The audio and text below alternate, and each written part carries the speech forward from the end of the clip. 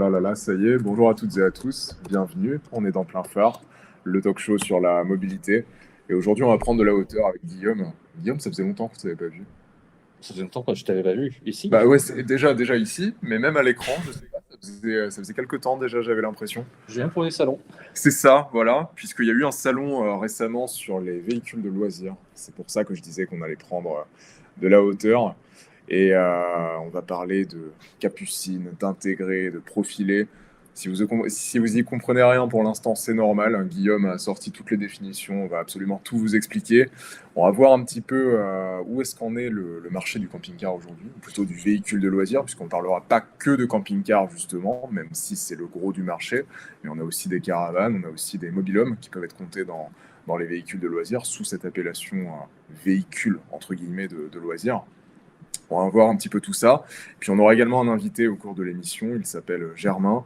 C'est un utilisateur et un connaisseur de camping-car qui travaille également pour un groupe français de fabricants de camping-car, le groupe Trigano, qui a une multitude de marques à son actif et qui a été surreprésenté ce week-end et la semaine dernière à l'occasion du Salon des véhicules de loisirs. C'était la 55e édition cette année.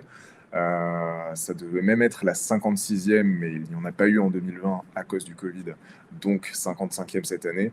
Et beaucoup de marques représentées, beaucoup de camping-cars forcément. Peut-être un petit peu trop à notre goût, hein. On s'attendait à un petit peu plus de modèles Les variétés. différents, de variétés, exactement. Mais en tout cas, c'était effectivement un salon très intéressant et surtout, bah, c'est l'occasion de sortir un petit peu du carcan de la voiture qu'on a l'habitude de montrer dans Plein Phare par la force des choses, puisqu'on fait partie d'un collectif qui s'appelle Le Nouvel Automobiliste. Donc forcément, on a cette appétence-là particulière pour les voitures. Mais on parle aussi d'autres véhicules et bien sûr, notamment sur Twitch depuis quelques mois. N'hésitez pas à vous abonner si ce n'est pas fait, n'hésitez pas à nous suivre au moins déjà. En tout cas, nous, on va embrayer sur ce sujet-là, sur le sujet du soir, les véhicules de loisirs, avec tout d'abord une définition, une question que je vais poser à Guillaume. Guillaume, qu'est-ce que c'est concrètement un véhicule de loisirs? Qu'est-ce qu'on entend par là? Alors, les véhicules de loisirs, c'est un gros mot. En fait, on a été plusieurs à visiter ce salon cette année, pas C'est vrai, nécessairement en même temps, absolument. Bah, puisqu'il y a François qui l'a ouais. visité en premier samedi dernier. Alors, il n'est pas là, François, parce qu'il est en train. Bah oui, Voilà, mais donc dans Plein Phare, toutes les formes de la mobilité sont là, hein. Voilà. Quand François prend le train, nous, on parle de véhicules de loisirs. c'est ça. J'y suis allé avec Romuald ou Serge, si tu veux bien. Voilà.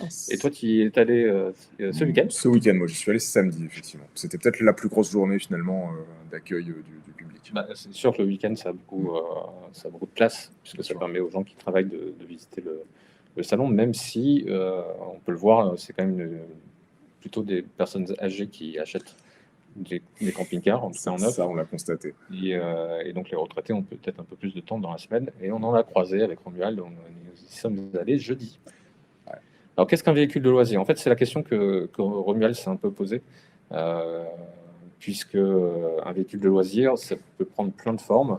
L'image qu'on a sous les yeux, ben, c'est pas pour rien qu'on l'a prise, parce que le véhicule de loisir, ça peut être aussi un tout-terrain. C'est vrai. Donc là, on a pris le gros con, parce que c'est la dernière nouveauté de Ford aux États-Unis. J'avais compris le gros con. Non. Articule, Guillaume. Je vais essayer. Le Ford gros. Ah, C'est pas facile à dire pour un effectivement, Français. surtout qu'en plus, c'est à ce moment-là que Verveine 80 se connecte. Quand même, on est fort. Bonsoir, Verveine. Bienvenue. Et Navigator, bonsoir, Navigator également. Et oui, toujours fidèle. Toujours fidèle au poste, Navigator, depuis le début. Donc voilà, donc le véhicule de loisir, peut-être que le SUV, le vrai terme du SUV, bah, c'est ça, c'est de pouvoir faire du sport ou aller vers mon sport avec un véhicule. Donc finalement, un 4x4, un vrai tout-terrain, ça pourrait rentrer dans le véhicule de loisir. Mais attends, là tu es en train de contourner le sujet. Moi, Mais on m'a tout à vendu une fait. émission sur le véhicule de loisir. Moi, je m'attendais à avoir des camping-cars. Toi, tu vas me parler de SUV. De SUV, mais pas que. Oh. Parce qu'on s'est dit qu'il y avait quand même Ah. aussi des Français qui savaient faire des véhicules de loisirs. Alors, on ne l'a pas encore à l'écran, mais nous, on l'a. Si, ça y est, c'est magique. C'est magique. La connexion entre Romuald et Guillaume, elle est permanente, elle est fusionnelle. Incroyable. Donc là, bah forcément, on a la Citroën Méhari, qui est aussi un véhicule de loisirs par excellence. On aurait pu mettre le Rancho, on aurait pu mettre la Rodeo, on aurait pu mettre plein de véhicules à Tangarage. Entre-temps, on aurait pu mettre la Mégane Ranch, je crois. Même, ouais. y avait la Megatrack, on en a Moi, déjà je pensais à la parlé. Megatrack, c'est pour ça que je me suis dit, ouais, c'est un sacré véhicule de loisir. Mais il y avait aussi cette espèce de Méhari moderne que Mega proposait aussi. Donc voilà, on peut cocher toutes les cases. Et si on va sur la slide suivante, on a aussi un véhicule là qui est de Can-Am, il s'appelle le Maverick. Alors c'est pas le Ford Maverick qui existe aussi, mais c'est le Can-Am Maverick. Can-Am qui fait aussi des motos 3 roues, qui est aussi un véhicule de loisir finalement. On pourrait mettre le vélo, on pourrait mettre tout ce qui est 2 roues, 4 roues. Donc il y a ce genre de véhicule-ci, ou tout simplement le quad qu'on voit juste après. Donc là c'est un quad de compétition, mais on voit des quads même à Paris. J'en ai vu un sur le périph' le week-end dernier. Ah oui. Pas tout à fait. Ça a le droit d'aller sur le périph', un quad? Certains, oui, sont immatriculés, donc il n'y a pas de raison. Après, est-ce que c'est le meilleur endroit pour faire Non, du c'est quad? sûr, C'est peut-être pas. c'est sûr. Parce que finalement, un quad, c'est compté comme un quadricycle, comme une Citroën Ami, en fait. Un peu, ouais. Enfin, c'est un quadricycle. Oui, c'est un quadricycle. Donc, bon, après, encore une fois, c'est pas lui le plus adapté, mais contrairement à l'Ami, il peut aller sur périph'. C'est ça, et oui, parce qu'il va un peu plus vite. Donc, il faut savoir que ces véhicules-là, quad, il y a certains camping-cars, on arrive à les mettre dedans. Mais ça peut être aussi à l'arrière d'une voiture, dans une remorque ou dans une benne de pick-up. On y arrive. Après, voilà, la slide suivante, je trouve qu'elle résume vraiment c'est quoi un véhicule de loisir aujourd'hui. On voit vous reconnaîtrez le Citroën. C'est Space Tourer ou c'est le Jumpy celui-là d'ailleurs. Je crois que c'est le Space Tourer. C'est le Space Tourer en version de Citroëniste, ouais. donc la version camping-car. Et en fait, tout ce qu'on voit à côté, finalement, ça peut résumer un petit peu le véhicule de loisir comme on l'entend. Je peux faire du vélo, je peux dormir, à la belle étoile ou pas. Je peux manger, je peux me laver rapidement. Voilà, rapidement. quand même. C'est exactement ce que dit Célia, c'est ils le vendent en lifestyle en fait. Cette photo, elle donne envie de partir en vacances. C'est exactement ça. Cette liberté, et la crise du Covid finalement a mis vraiment en évidence que le camping-car en général, ou le véhicule de loisir en général, c'était un peu la meilleure façon de voyager en toute sécurité finalement par rapport à cette maladie, à ce virus. Donc il y a plein de gens qui ont rêvé, en fait ils ont concrétisé ce pas. C'est certain que tu es meilleur, enfin t'es mieux à l'intérieur d'un camping-car que derrière un camping-car. Oui. Quand tu es automobiliste, les camping-cars, tu es là, tu regardes, il avance pas, il est trop gros, je vois rien. Ça dépend avec quel véhicule de loisir tu conduis. Si ça, tu es avec une Méhari, tu peux pas le doubler. Si c'est un quad, une moto, ça va. Si c'est un quad, c'est pas. Si c'est une moto, c'est encore mieux. Oui.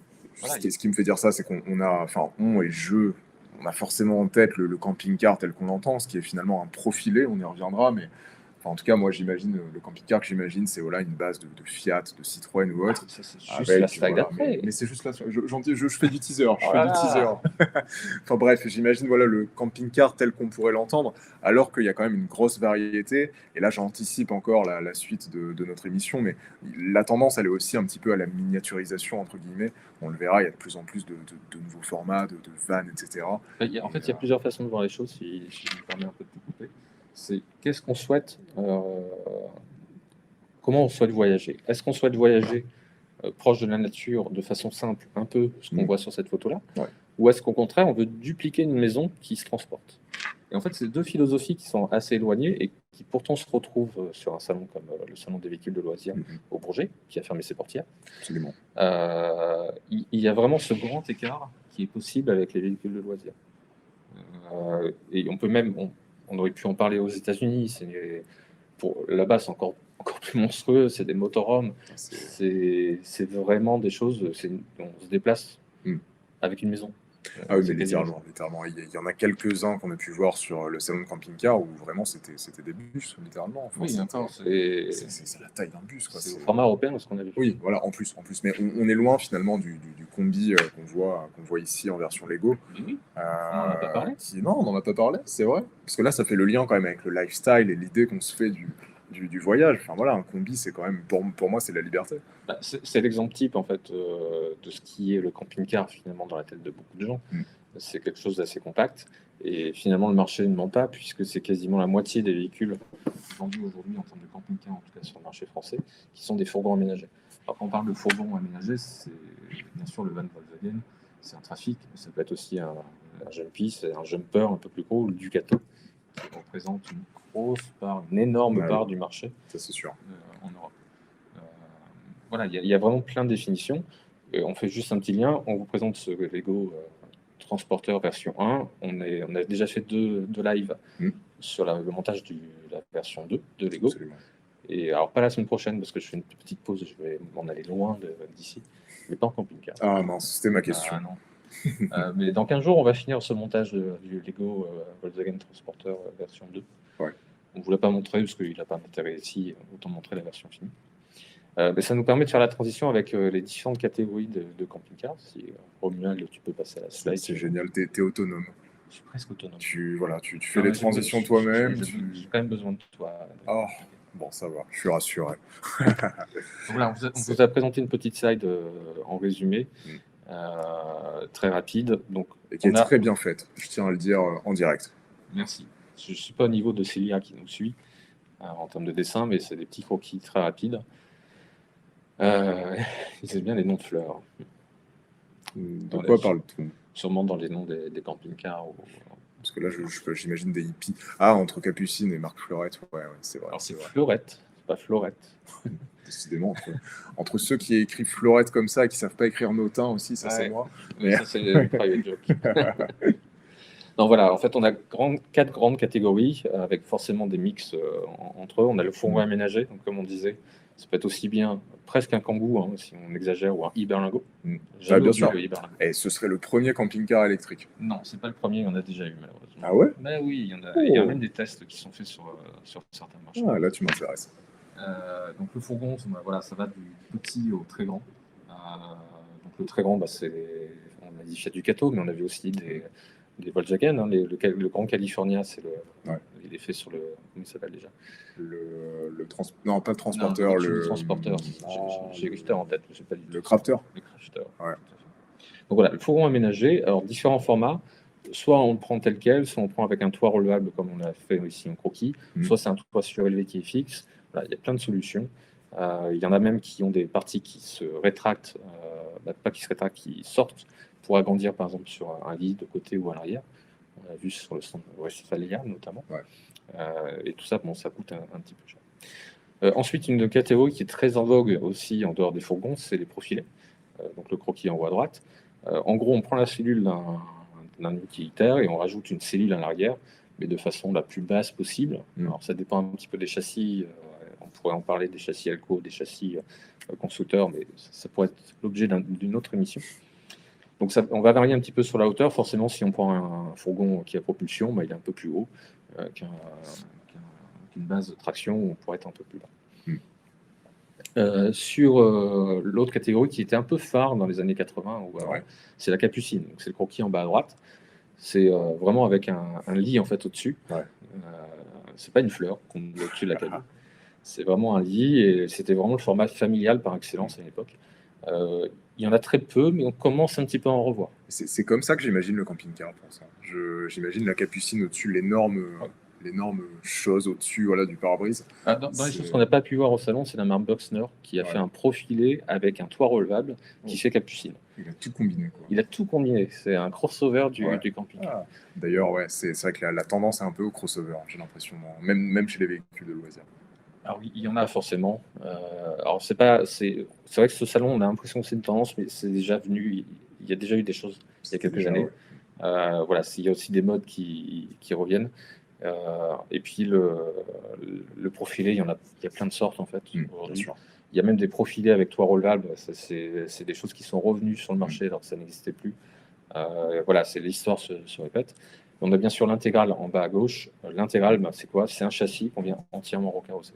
D'accord, donc il y a que le châssis. Il y a le châssis, la planche de bord, le moteur. Ouais, et après tout le reste, tout l'extérieur. Tout l'extérieur est refait à zéro, avec une identité propre. Il y a plein d'anecdotes, mais c'est vrai qu'avant, dans les années 80-90, par exemple, on reprenait des phares, des feux de véhicules un peu haut de gamme. Aujourd'hui, c'est plutôt de la création, puisqu'avec la LED, finalement, on peut avoir des pièces et créer un peu son identité. Alors, pas tous pour le coup, mais parce que je pense notamment à un exemplaire qu'on a pu voir sur le stand de Notin, du groupe Trigano, où pour le coup c'était un espèce de van Mercedes qui a été réaménagé, enfin qui a été réinterprété, et on reconnaissait bien les phares Mercedes. Mais oui, après j'imagine que Alors, là les signatures LED peuvent, je permettre. ça dépend duquel. Il y en a un qui a des phares Iveco. Je sais plus. On verra les photos après. On verra les photos On après. vous les a montrées. Non, mais c'était assez marrant avant, c'était de se dire, mais de quel phare Oui, ça a repris de la le voiture. petit jeu, toi aussi devine. Voilà, il y avait par exemple un constructeur qui avait repris des phares de la série 5. C'est Je me original. rappelle aussi Rapido qui avait pris des phares de la 21, de la Renault 21, mais des feux du C15. Donc, oui, en termes d'invités, Oui, je viens de voir le post de Stick Campagnard. Coucou au passage, il aurait fallu inviter Laurent Schmitt, vu qu'il a bossé chez Pilote. Bah écoute, Laurent Schmitt, voilà, si tu nous regardes, Laurent Schmitt qui fait des vidéos sur YouTube de design, si je ne m'abuse. Bah écoute, pourquoi pas. Après, bon, je le redis pour celles et ceux qui nous auraient rejoints en cours de route, mais on aura un invité, nous, de chez Trigano. Même si ce soir, il interviendra plutôt en tant que connaisseur et utilisateur de camping-car. Mais toujours est-il que voilà, il travaille chez Trigano et on le verra d'ici quelques minutes. Pour terminer sur cette slide, sans transition, vous avez vu, on a mis des petits chiffres en haut à droite. Ce qui est en fait très intéressant, c'est qu'on est à plus de 30 000 exemplaires vendus en France sur la saison 2020-2021. C'est quasiment plus de 30% par rapport à l'année précédente, qui est déjà en augmentation. Moi, j'avais en tête des chiffres qui tournaient plutôt autour de 20 000 unités par an en termes de vente de camping-car il y a quelques années. Donc ça peut paraître petit, mais c'est finalement assez gros, puisque c'est quand même des véhicules qui sont relativement chers. On arrive vite à 50-60 000 euros. Et on peut vite monter. Donc voilà, c'est près de 50% de fourgons aménagés cette année. On en parlera un peu plus tard, du pourquoi, du comment. Avec les éléments qu'on a, le fourgon, c'est plus de 50% de vente par rapport à l'année précédente. Voilà. Le profilé, c'est à peu près un gros quart du marché. Et le reste, ça se répartit entre les intégraux, puis les capucines.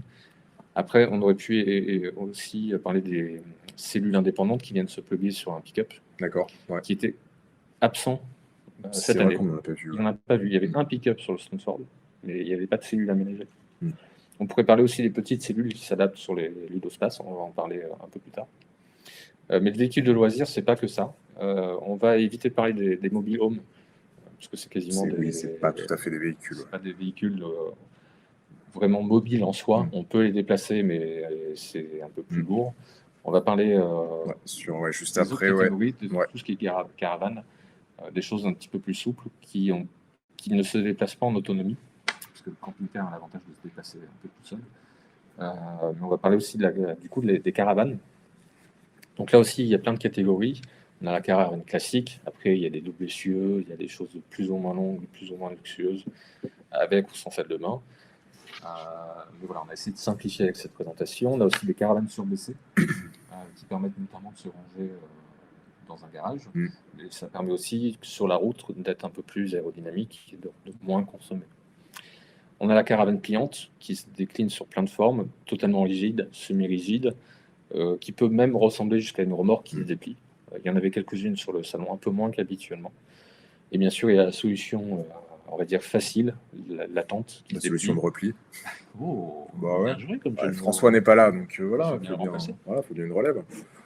Donc voilà, en plus, la tente, ce qui est bien, c'est qu'elle peut être soit mise dans un coffre de voiture, ou soit mise dans une caravane pour les enfants, dans un camping-car. J'adore la blague de Stick Campagnard. Qu'est-ce qu'une tente? Une caravane sans roue? C'est ça. Non, mais il fallait en parler parce que de toute façon, la tente, c'est quand même le moyen le plus facile pour camper, finalement. Et ça peut être complémentaire de tout ce qu'on vient de voir. On va d'ailleurs le voir par ailleurs, c'est qu'il y a des tentes qui se mettent sur les toits. Il y a des tentes dans la famille aussi. Il y a des tentes dans la famille aussi. Avec les oncles. Les oncles et tantes. Mais un oncle peut être une tante aussi, tu sais. C'est vrai, J'osais pas la faire, mais c'est possible. C'est génial. Possible. C'est dingue. C'est toute cette possibilité que nous offre. Finalement, il y a beaucoup de véhicules de loisirs. Les caravanes, ça marche beaucoup moins bien en France. On parle de 7600 unités, même si ça marche en hausse. Il y a moins de marches. Alors, c'était d'autant plus intéressant. C'est pas intéressant. C'était très visible cette année sur le salon, puisqu'en fait, il y a certains constructeurs qui ont décidé pas de venir. Déjà, il y avait un hall en moins parce que Oui, techniquement, déjà. il était en cours de démolition. Mm. Mais du coup, il y a Immer, Bössner et Defleft qui sont pas venus, qui sont 3 gros constructeurs européens et qui font aussi bien de la caravane que du camping-car. Donc, du coup, les caravanes, on avait l'impression qu'il n'y en avait pas sur le salon. C'est vrai, c'est vrai. Il y avait, je me souviens m'être un petit peu attardé personnellement sur le stand de Caravelair. Oui. Caravelair du groupe Trigano qui fêtait ses 60 ans cette année à l'occasion du salon. Un petit jeu dans le chat. On va voir si comme vous, enfin comme moi plutôt, vous ne connaissez pas trop le secteur des caravanes. Un petit jeu pour deviner le premier prix d'une caravane Caravelair. J'ai été assez surpris. J'avoue que j'ai pas regardé. Ouais, Mais voilà, dites un prix, j'ai une petite idée. on va relever après. Je suis même pas sûr que Caravelair soit le meilleur passé en termes de prix sur le marché. Je sais pas, ça il faudra qu'on en parle avec Germain tout à l'heure, mais il me semble que c'est plutôt abordable s'il le sait. Alors il y a Stick Campagner qui me dit 8K. Ouais, ah, c'est un peu plus. C'est un peu plus, mais je Ouais. pense qu'une caravane à 8 000 euros, ça existe. Oui, ça doit exister. Mais bon, on en reparle dans quelques secondes. Voilà. Donc le marché de la caravane, un peu plus de 7 000 exemplaires, Ouais. 50 000 quasiment en Europe, alors qu'on est à 170 000 en Europe sur le camping-car. Ça marche mieux dans les pays du Nord. De toute façon, on le voit sur nos routes. Quand il y a une caravane, c'est rarement une plaque française. Elle est soit néerlandaise, soit Anglaise. Ouais, anglaise. Ouais, souvent, c'est vrai.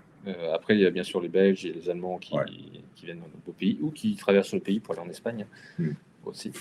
Mais c'est pour autant quelque chose d'intéressant parce qu'avec finalement Romuald, c'est un peu les caravanes qu'on a retenues. Donc, je ne sais pas si Romuald, tu veux intervenir oralement dès à présent. Quand vous pour voulez. parler. Avec plaisir, on t'accueille avec plaisir. Je réponds juste à Stick Campagnard et Verven qui ont tenté des prix dans le chat.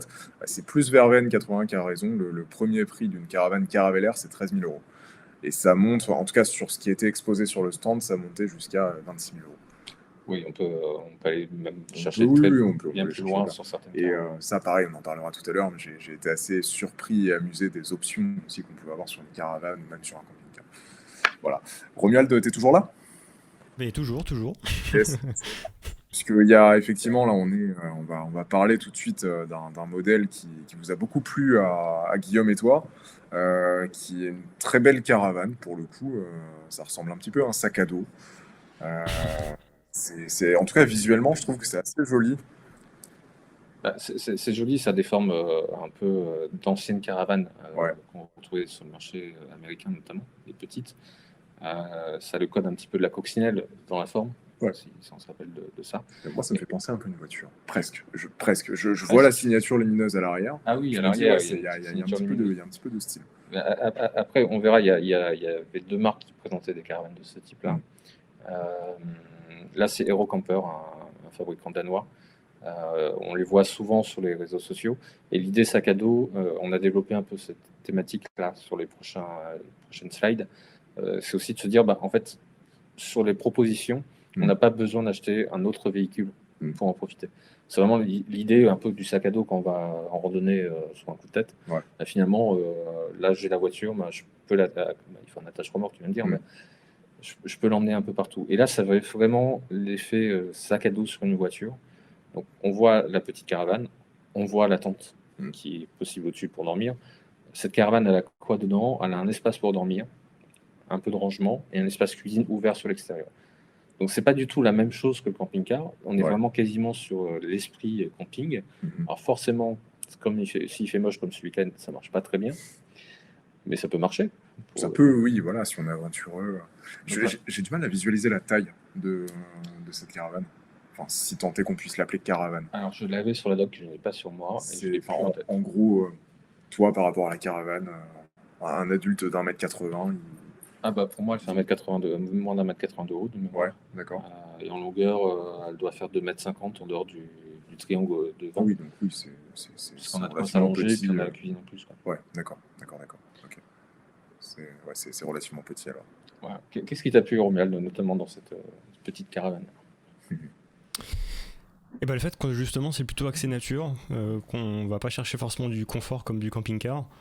Et puis un gros point, mine de rien, qui est assez différenciant, c'est que on l'a noté dès le départ, il y a du design.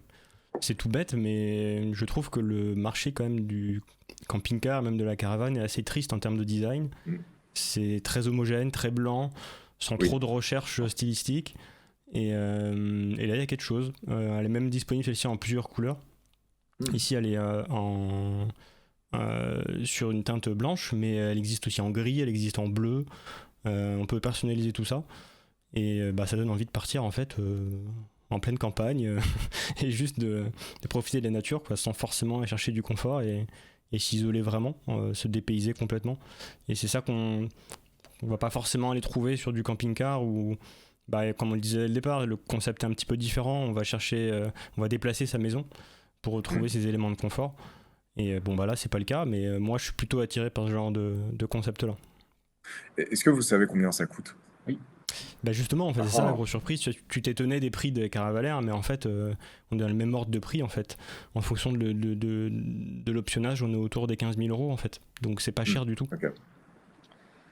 Alors, Et 15 t'as à 000 peu près euros, tout. il faut ajouter à peu près 2 500 euros pour la tente sur le toit. Ouais. Alors, sur ce modèle-là, c'est le modèle un peu tout-terrain. Il existe un modèle un peu plus classique, Mhm. avec des pneus, on va dire, standards. Parce que oui, c'est vrai qu'elle a un look tout-terrain qui lui va bien d'ailleurs, je trouve. Oui, qui lui va bien. Et puis, pour le coup, tu le mets derrière un SUV ou un vrai 4x4, ça fonctionne. Ah bah oui. C'est vraiment cette idée-là qui est chouette. Alors après, forcément, il n'y a pas de douche. Mais bon, Euh, est-ce bien nécessaire? c'est nécessaire, il y en a qui font un T'as les standard. lacs pour ça. Ah, c'est Les l'idée. douches solaires, ça existe. C'est Oui, l'idée. mais. Et Oui, en Romuald. soi, en plus, elle est équipée en électricité, donc tu as un panneau solaire qui est prévu dessus, tu as un système électrique, un convertisseur, une batterie. Donc, Ouais. effectivement, tu peux même avoir de quoi chauffer de l'eau si tu le veux pour prendre une douche chaude, hein. Bah oui. Après, sur le salon, si tu visitais un peu plus certains stands, même s'ils étaient peu nombreux cette année, il y avait quand même on a vu un four solaire, par exemple, pour cuisiner. Mais Ouais. effectivement, tu peux faire chauffer ton eau avec un four solaire. Mm. Donc il y a aussi cette idée de je me débrouille avec les moyens du bord. Ouais. Voilà. Et ça amène un petit confort de se dire au moins sur certains espaces, je peux m'enfermer, dormir un petit peu au sec, plutôt qu'à méditer dans une tente, quoi. Oui, bien sûr, bien sûr. Et puis quand on ne dort pas, ça veut dire aussi on peut y mettre le matériel, on peut mettre une table, une chaise, des chaises. Il y a pas mal de choses. Et puis finalement, on peut s'en servir à 4 avec cette configuration. Totalement, totalement. Non, c'est très bien fait de ce côté-là. Bonjour à François dans le chat. On voit bien les 4 roues motrices. Bah oui, Les elles 4 sont roues là. motrices. Elles sont là. Oui. Moi, j'en Une, compte 3. deux et de l'autre. Il n'y en a pas de l'autre côté. Il n'y en a pas de l'autre côté. Non. D'accord, ok. Non, mais voilà, c'est vraiment effet tout terrain. En plus, là, on voit la petite vidéo à l'écran. Mm. Nous, on le voit en très, très, très petit, la vidéo. Donc, je ne sais pas avec quel véhicule elle est associée sur cette vidéo. Là, on voit les détails de la caravane. En tout cas, voilà. c'est sûr que c'est du bel ouvrage. Après, c'est vrai que Romuald, tu disais qu'elle était personnalisable sur l'extérieur, mais il me semble aussi que sur les matériaux, on pouvait aussi choisir quelques teintes. Oui, il y a pas mal de choses qu'on peut choisir. Et même la tente qu'il y a au-dessus, elle peut être modifiée. Il y a une tente que 3 places qui existe, parce que là, c'est une 2 places qu'on a vue sur le salon et qui est en image, mais donc ça veut dire que même techniquement, on peut partir à 5, quoi.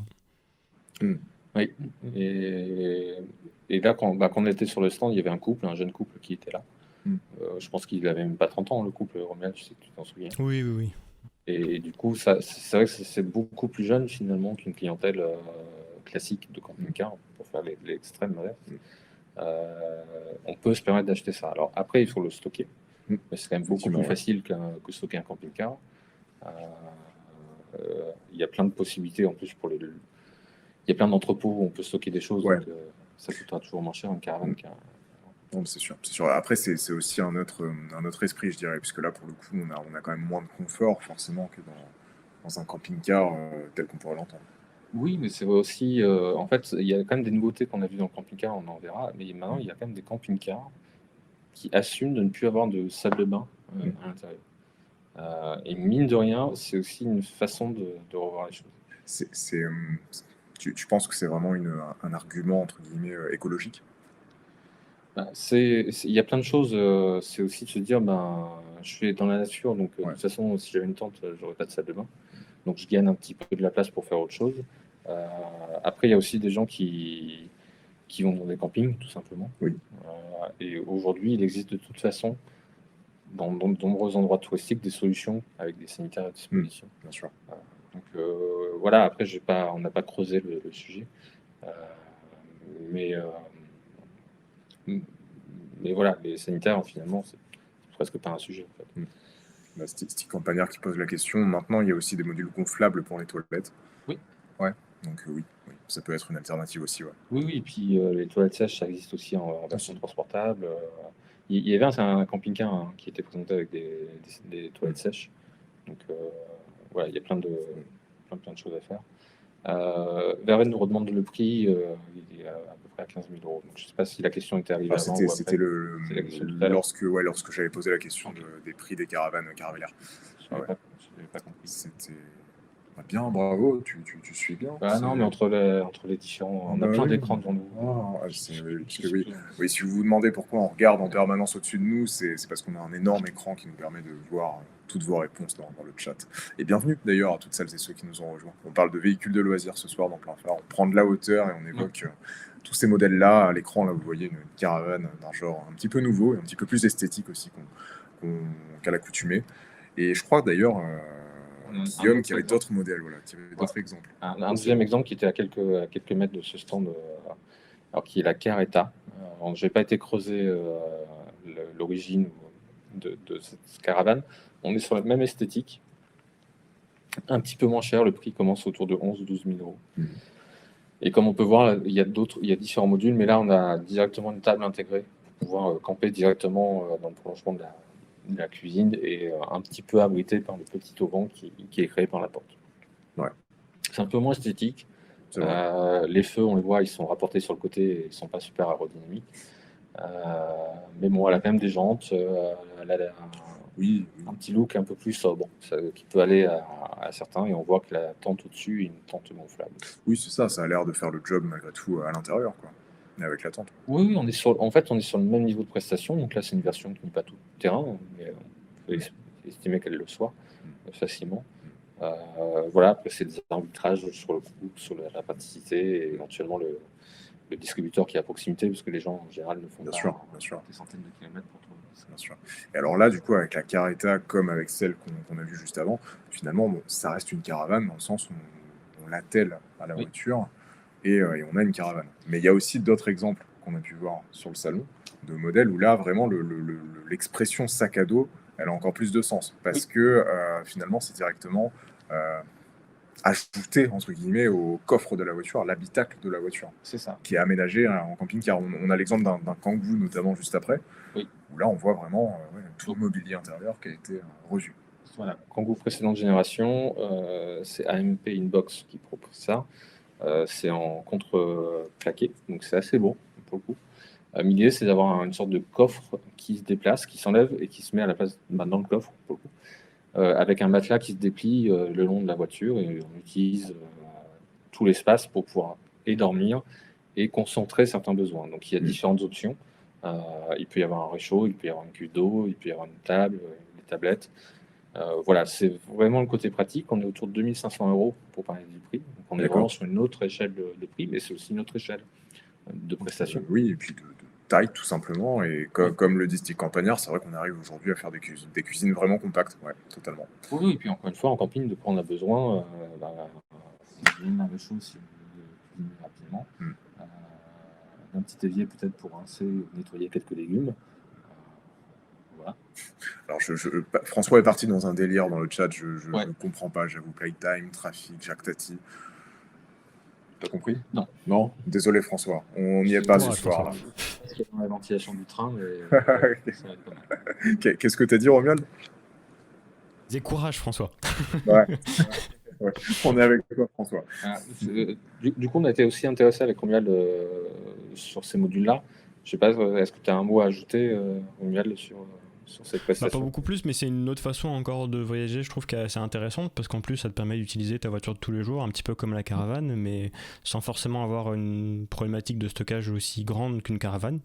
Donc c'est plutôt pas mal, ça peut même s'adapter ailleurs que dans une caravane. Après, forcément c'est rudimentaire en confort, mais pour du week-end ou encore des excursions assez courtes, bah écoute, pourquoi pas, c'est plutôt intéressant. Et on a à peu près tout ce qu'il faut, en peu de place. Et puis c'est raisonnable financièrement, donc Oui. c'est une belle proposition aussi.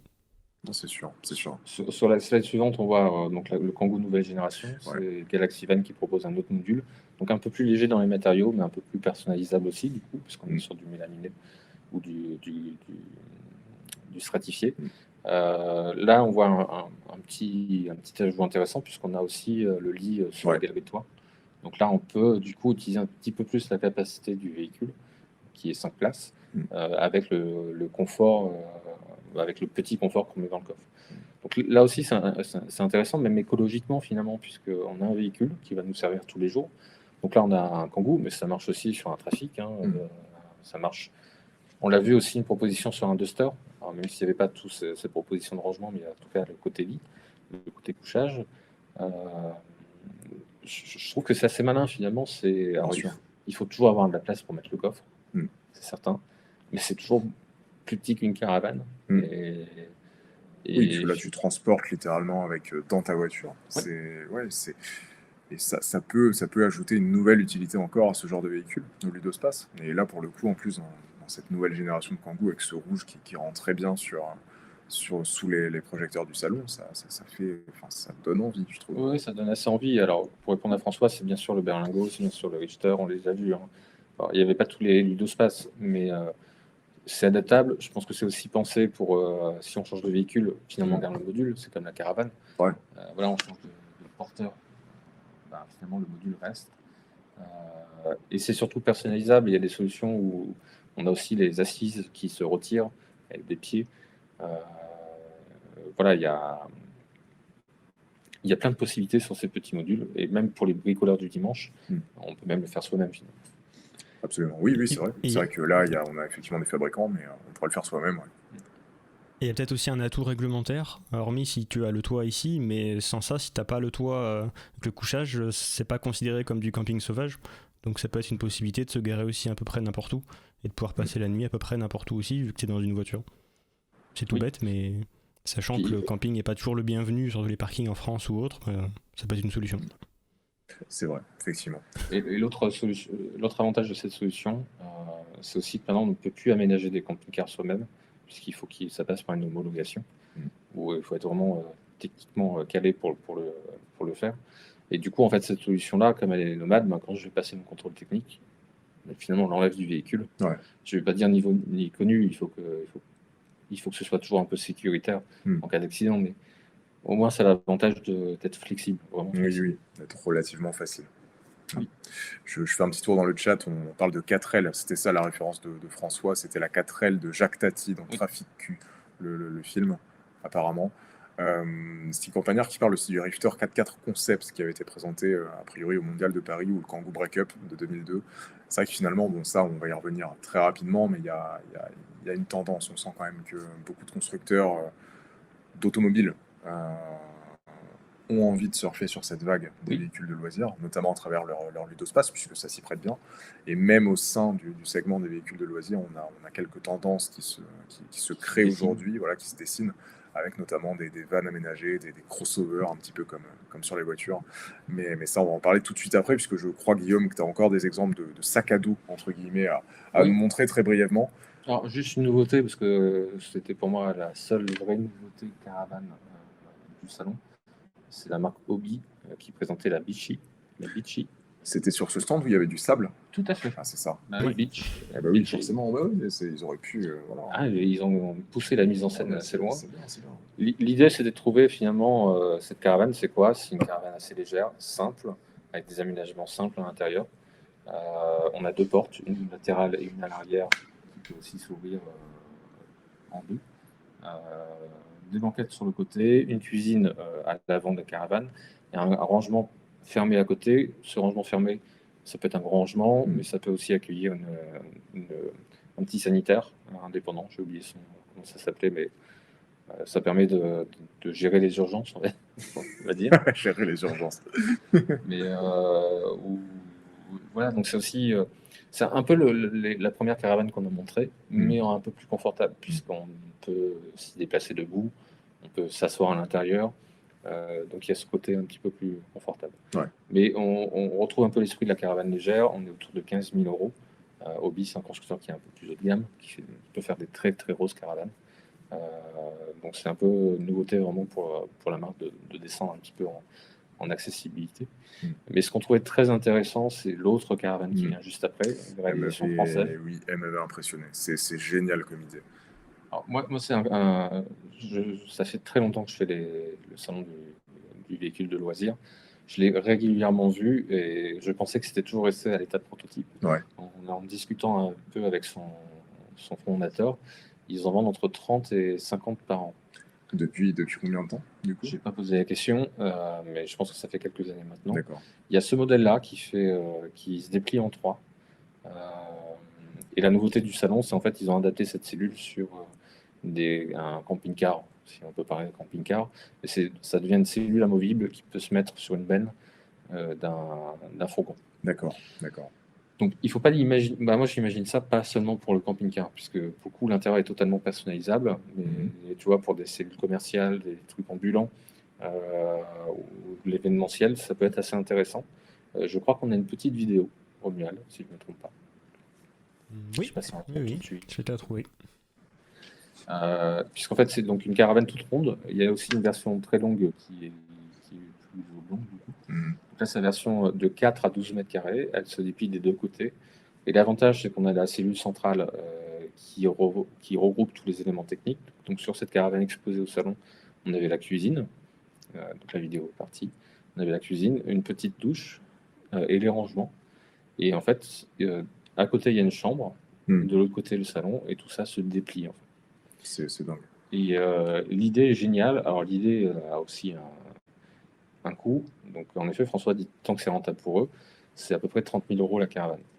Ouais. Donc, forcément, c'est cher pour une caravane de cette taille-là, mais elle est plutôt très maligne. Oui. Elle est un peu haute, certes, mais elle est plutôt étroite. Donc elle passe partout. On n'a pas une caravane, ça se garde très longtemps. En général, on le voit sur la route, on voit encore des très vieilles caravanes qui circulent. Et voilà, il y a un peu de réglage. Le dépliage est électrique. Donc là, c'est la version en 3 modules de 4 à 12 mètres. Il existe une version en 2 modules qui passe de 4 à 8 mètres carrés. Et la grande version, ça va jusqu'à 24 mètres carrés. Ah oui. Mais elle est plus longue. Et du coup, ça doit être, le véhicule doit être minuscule finalement tellement ça s'étale. 24 mètres carrés. En fait, il est plus long, il est sur 2 essieux. Ouais. Donc il faut imaginer qu'il fait double en longueur. Et ce modèle-là, il fait 60 000 euros. Donc on atteint des prix camping-car. Ah bah c'est sûr.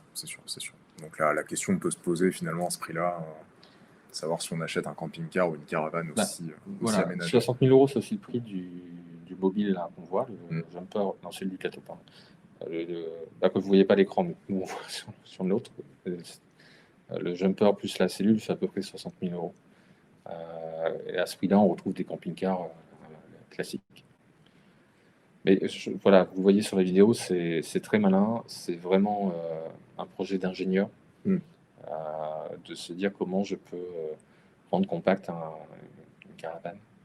Et là aussi, on pourrait quasiment se mettre un peu partout. Cette vue est vraiment intéressante quand on la voit en plus largeur. Ouais. On atteint quasiment 6 mètres de large. Ouais. Parce que la caravane, je crois, fait 1,95 m dépli pour le mode route. Et alors, c'est pas 1,95 m x 3 parce qu'il y a forcément une petite épaisseur qui commune. Voilà, moi, je trouve ça génial. Moi aussi, franchement, c'est une super idée. Et ça permet vraiment de gagner de la place et surtout de ne pas s'encombrer avec une caravane que tu transportes derrière ta voiture. C'est le principal attrait que je vois, au-delà de l'intérêt aussi ingénieur qu'on peut trouver. Et puis l'intérieur, on le voit, là, on a mis quelques photos. L'intérieur est joli aussi. Donc là, c'est l'entrée, on rentre par l'arrière sur ce modèle-là. Donc on a la cuisine en face, on a un rangement à droite, et dans le prolongement du rangement, on a une douche et sanitaire. À gauche, le salon qui se déplie, et à droite, c'est la photo d'en haut à droite, c'est le lit. Donc plutôt grand comme espace pour dormir dans une caravane. Et vraiment séparé. C'est sûr. Pour répondre à Sting, en effet, les motorhomes ont des systèmes qui se déplient, mais c'est pas aussi ingénieux que ça. Puisqu'en général, c'est juste des modules sur des zones. Ça peut être plusieurs. Mais, mais là, c'est vraiment quelque chose qui s'emboîte. C'est vraiment particulier. Absolument. Donc voilà, on a fini à peu près pour les sacs à dos. Pour les sacs à dos. C'est comme ça que tu les avais appelés, mais l'expression est très bien trouvée, je trouve, parce que c'est exactement, enfin, c'est une prolongation finalement du véhicule. C'est très vrai pour la BAOR, comment on prononce BAOR, ouais. BAOR, ouais, qu'on Bah, il y a voit à l'écran. Il y a ça, aussi bien sur la version mobile, camping-car finalement, parce que mobile s'enlève. Absolument. On a les caravanes, on a ce qu'on peut mettre dans le coffre, Mm. éventuellement sur le toit. Mm. Donc en fait, il y a quand même plein de possibilités pour partir avec son sac à dos Absolument. et avoir son véhicule de tous les Mm. jours. Parce que pour le coup, c'est le point positif de ces solutions. Absolument. Et tu sais ce que c'est le point positif de plein phare aussi? J'en connais plein. Ouais, mais là, j'en pense à un très particulier. En fait, là, on vous a montré des caravanes, on vous a montré des véhicules de loisirs qui sortent quand même de l'ordinaire. Et là, finalement, c'était un petit peu l'envers du décor du salon des camping-cars qu'on vous a montré. Pardon, du salon des véhicules de loisirs. Et le lapsus est révélateur. Le lapsus est révélateur, puisque là, on va rentrer dans la partie un petit peu plus mainstream, entre guillemets, du salon des véhicules de loisirs, puisque ce qu'on voyait principalement, c'était clairement, on les voyait partout, sur tous les stands, c'était les vannes aménagées, et même les crossovers. On voyait partout le terme crossover sur les kakémonos, les flyers, etc. des exposants. C'est la slide juste après, du coup, pour Romuald, si tu es toujours avec nous. On voit beaucoup d'exemples de marques, enfin c'est souvent les mêmes marques qui ressortent finalement, notamment Ford. On a choisi cette photo pour Ford parce que là on voit un transit de couleur orange. Et c'est pas si habituel que ça. Même sur les vannes aménagées, on reste quand même dans des dominantes blancs et ça change quand même de voir de la couleur, même si on voit à côté, tout en haut à droite, une photo d'un véhicule qu'on va évoquer un petit peu plus longuement parce que c'est une vraie nouveauté pour le coup du salon. C'est le. Alors, je sais. Pas tout à fait. Pas tout à fait. Non, pas tout à fait. Tu m'expliqueras après. Ouais. On expliquera après, puisque le groupe Trigano, voilà, c'est son premier salon. Le groupe Trigano, à travers les marques Chausson et Challenger, a dévoilé un véhicule qui se situe entre le van et le profilé, voilà, entre le van et le profilé. Et il parle littéralement de crossover. Et on a mis cette photo-là qui représente en fait l'arrière de la voiture, du van, parce que c'est quand même très designé. On voit quand même des feux, une vraie signature à LED a priori. On est loin des petits phares ronds, des petits feux ronds qu'on a habituellement à l'arrière des véhicules. Donc c'est impressionnant. Et tu disais du coup, donc là c'est la première finalement présence à un salon de ce véhicule. Mais on en parle un petit peu plus tard. On en parle un petit peu plus tard, très bien. J'ai modifié les slides. Bah oui, mais c'est ça en fait. Là. Ah là là. Le travail en commun, des fois, on oublie de se dire des choses. Après les fourberies de Scapin, les fourberies de Guillaume. Oui. Non, j'exagère. C'était une mauvaise vanne. Très mauvaise, ouais. J'avoue, je suis pas très fort en vanne. C'était pour la mienne. Ah, pour toi? Ah oui, je te confirme, c'était terrible comme vanne. C'était méchant et mauvais. Bref. L'avantage que tu disais, là on voit le Ford, mais Ford avait un stand. Oui, un des rares constructeurs qui avait un stand cette année avec Mercedes et Fiat. Et sur leur stand, c'était un fourgon rouge, Nuggets dans sa nouvelle version. François en parlait justement. Oui, il a anticipé ce que tu allais dire. Et le Ford Transit Nuggets qu'on avait essayé, c'était Thibaut qui l'avait essayé, donc c'est disponible sur le site. D'ailleurs, il y a un autre essai qui est disponible sur le site. Je fais la transition. Oui, mais c'est pas toi qui contrôle les slides, ça c'est pour nous. Ouais, mais je sais, mais aussi ça m'aide à visualiser, ça m'aide à ce que ce soit carré dans la tête. C'est la slide d'après, en fait, on a essayé, récemment, Célia a eu l'occasion d'essayer un véhicule Westphalia qui aménage notamment des fourgons Volkswagen, notamment le transporteur. C'est le descendant de celui-ci. Absolument, c'est les mêmes couleurs d'ailleurs, un blanc et rouge. Voilà, le Wepler, comme dit François. Et Célia qui est toujours là. Ouais. Célia, elle a entendu son prénom, elle est là dans le chat, c'est parfait. On parlait de l'essai que tu as fait. Voilà, le Kepler. Eh oui, pas Vepler. Ah là. En plus, c'est écrit dessus, François. Le Kepler 60. Donc, quand on parle de van aménagée, on y est clairement. C'est une vraie tendance qui existe depuis quelques mois pour le coup. C'est pas... Non, mais pour le coup, quand on voit ça, c'est le même plan d'aménagement. C'est-à-dire qu'il y a une banquette, la cuisine qui est sur le côté latéral, et éventuellement avec un toit roulable. Donc depuis ça, je dirais que ce format de van a très peu évolué. Il y a quelques variations, bien sûr, Mais l'idée de L'idée, ces voilà. véhicules, c'est d'avoir quasiment un monospace XL Mm. au quotidien. Donc je peux avoir 4 places, 6 places, une petite cuisine d'appoint. Des fois, il y a des douchettes qui sont équipées, il y a plein de variations.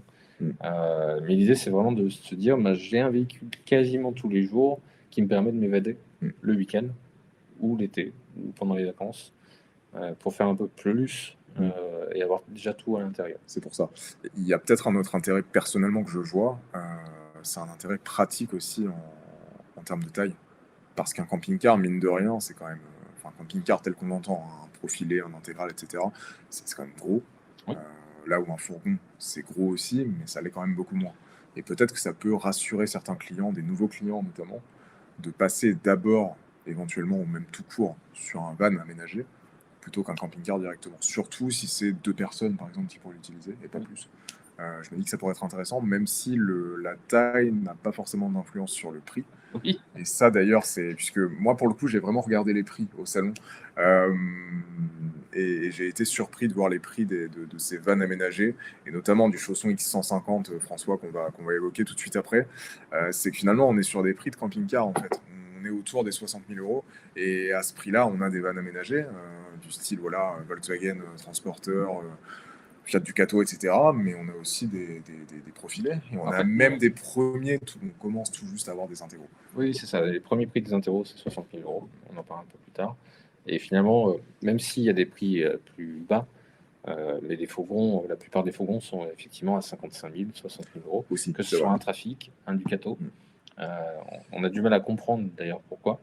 Alors, est-ce qu'ils ont une notion d'achat qui est plus efficace sur le Ducato que sur un van? Et en plus, on ne parle pas des Volkswagen, des Mercedes qui montent. Qui sont encore très plus chers. vite. Et notamment Westphalia, qui est quand même plutôt positionné haut de gamme. Oui. Et les modèles qui étaient exposés sur le stand Westphalia, puisque Westphalia était présent également au salon du véhicule de loisirs, des véhicules de loisirs, les modèles exposés étaient autour des 80 000 euros. Oui. Tu avais Sans option. sans option. Tu avais du Mercedes classe V ou Vito Marco Polo. Ça peut être très cher. Ça peut être très cher, ouais, ça peut être très cher. Après, il faut plutôt, ce format-là, il faut vraiment l'envisager comme une voiture de tous les jours. Donc en termes de rentabilité, ça a quand même un petit plus. Ouais. Ça se vend aussi très bien en occasion, c'est-à-dire qu'il y a très peu de pertes sur le prix d'occasion. Donc finalement, c'est un achat, je ne vais pas dire malin, mais voilà, intéressant. Et l'autre avantage des fourgons, et je pense que c'est aussi pour ça que ça marche, c'est que ça peut être discret. C'est peut-être pour ça qu'on a beaucoup de blanc. Alors là, on voit des versions rouge et blanc pas discrètes du tout. Tu sais, c'est pas parce que tu mets la slide sur ton ordi que ça va passer à l'écran. Je sais, mais c'était pour savoir si je fallait passer à la slide après. Mais tu as raison de me taper sur ça. Ah bah Un attends, petit A. tu l'as fait. Hein. Je l'ai fait. On peut avoir un camping-car blanc, finalement, qui passe quasiment inaperçu au milieu des camionnettes de professionnels. C'est vrai. Donc, s'il y a ce côté discrétion, il y a aussi, j'en vois un, parce que ça arrive de se faire un accident avec un camping-car. Et quand on a un fourgon, ben, finalement, on va chez notre concessionnaire du coin et ça se répare facilement. Quand on a un camping-car, un intégral, et qu'on a fait un petit accrochage, la réparation est un petit peu plus complexe, c'est un peu plus coûteux. Ça, je veux bien le croire. Donc, voilà, moi, j'y vois plusieurs avantages. Le gabarit, c'est vrai sur le California, un transporteur, sur un Trafic. Le Ducato, il faut déjà maîtriser le volume et la hauteur. Oui, bien sûr. Parce qu'ici, on peut presque entrer dans tous les parkings. Oui. Globalement, c'est quand même plutôt pratique. En tout cas, sur les vannes et sur les aires de repos qu'on voit dans les villes. Parce qu'il faut savoir que certaines villes interdisent l'entrée des camping-cars. C'est vrai. On n'a pas d'air aménagé pour les camping-cars. Donc ça, au moins, on passe un peu plus inaperçu. Tu parlais de Fiat Ducato à l'instant. C'est un véhicule qui est très représenté. Oui, qui fête ses 40 ans. Qui fête ses 40 ans d'ailleurs, mais c'est vrai que lorsqu'on était au salon, vraiment, on ne voyait que des Fiat Ducato. Et notamment chez Chausson, avec non pas le X150 François, mais le X550. Oui. Chez Challenger, c'est le X150, et là chez Chausson, du coup, c'est X550. Pour la petite histoire, du coup, Challenger et Chausson sont deux marques qui sont grosso modo sur le même segment, tarifaire notamment, et qui appartiennent au groupe Trigano, groupe français, et ils commercialisent du coup simultanément ce modèle qui est donc à la frontière, selon les marques, entre le van aménagé et le camping-car, et on le voit avec un look finalement un petit peu... pour le un petit peu 4x4. On voit peut-être pas très bien sur les photos, mais il y a Il y a beaucoup de des, kakémonos. oui, il y a beaucoup de kakémonos devant, c'est vrai. Mais voilà, il y a des petits autocollants noirs, il y a des petits passages de roues en plastique, etc. Et c'est un petit style. Alors, il faut savoir, donc Chausson Challenger, effectivement, maintenant c'est plutôt des ambiances différentes qu'une vraie différence de marque. C'est deux marques qui ont toujours des petites innovations. On en parlera un peu plus tard sur un autre modèle. Et là, c'était l'innovation dont on a parlé en fait sur le plafond la saison dernière, lors de la présentation. Donc, gabarit d'un fourgon, il est que 5 cm plus large. L'avantage d'avoir une cellule du coup profilée, c'est d'avoir des pans de carrosserie droits. Donc, ça permet aussi d'avoir un peu plus de rangement, notamment en partie haute. Une hauteur un peu plus importante. Un gabarit en longueur, il est assez court. J'ai plus la longueur en tête, mais il n'est pas plus long que la plupart des fourgons. Du coup, on a un peu le meilleur des deux mondes, avec un aménagement intérieur type grand salon à l'avant, une salle de bain qui fait tout l'arrière, et ça c'est super confortable. Avec, j'adore, ça existe toujours, le système de lavabo qui se replie. Oui, dans la cabine de douche. C'est vrai tu peux passer de la douche au lavabo. Alors, c'est pas celui-là. Ah, c'est pas celui-là. Non, c'est pas celui-ci. Ici, en fait, il y a la douche d'un côté, tout seul, le sanitaire de l'autre, et au-dessus du sanitaire, on peut faire descendre le lavabo. Ah, d'accord. Et avec un système pour d'écoulement d'eau que je trouve très intéressant, mais forcément, on pourrait en parler pendant des heures de chaque modèle. Les écoulements d'eau, bien sûr. C'est super important, les écoulements. Bah, bien sûr. Oh, mais oui, ça l'est, bien sûr. Dans un camping-car, c'est super important. Bien sûr, forcément. Donc voilà, et c'est pas si cher que ça finalement, parce qu'on parlait tout à l'heure des fourgons aménagés qui étaient autour de 60 000 euros. C'est le prix de ce modèle. C'est un des plus chers de la marque Chausson Challenger, en dehors des intégraux, je crois. Donc il est quand même plutôt bien positionné. Après, il faut aimer le look. Beaucoup de films noirs mat, pas facile à nettoyer. Donc j'espère que les tests ont bien été faits chez Trigano. Ça, on en parlera tout à l'heure, puisqu'on aura un invité qui travaille. Qui va pas trop parler de Trigano, mais qui travaille malgré tout pour Trigano. En gros, les différences avec le Challenger, à part le nom, le Chausson, c'est plutôt ambiance bleue, le Challenger, c'est plutôt ambiance rouge. C'est les goûts, les couleurs et éventuellement la proximité du concessionnaire qui va faire la différence. Bien sûr. Puis l'appétence personnelle aussi qu'on peut avoir pour une marque ou l'autre. Oui. Voilà. Alors, là, on vient de voir cette tendance-là sur les vannes aménagées. Alors, je crois qu'on a une petite vidéo. Je ne sais pas si elle est passée, Romuald. Pas encore, mais je vais la mettre. Pour vous montrer justement la vidéo promotionnelle alors je sais plus si c'est Challenger ou Chausson pour le coup. C'est une modèle Chausson. Je crois que c'est Chausson, c'est cohérent. Une vidéo assez étonnante, je trouve, pour une présentation de véhicules aménagés comme ça, avec, vous allez voir une ambiance assez sombre, des néons.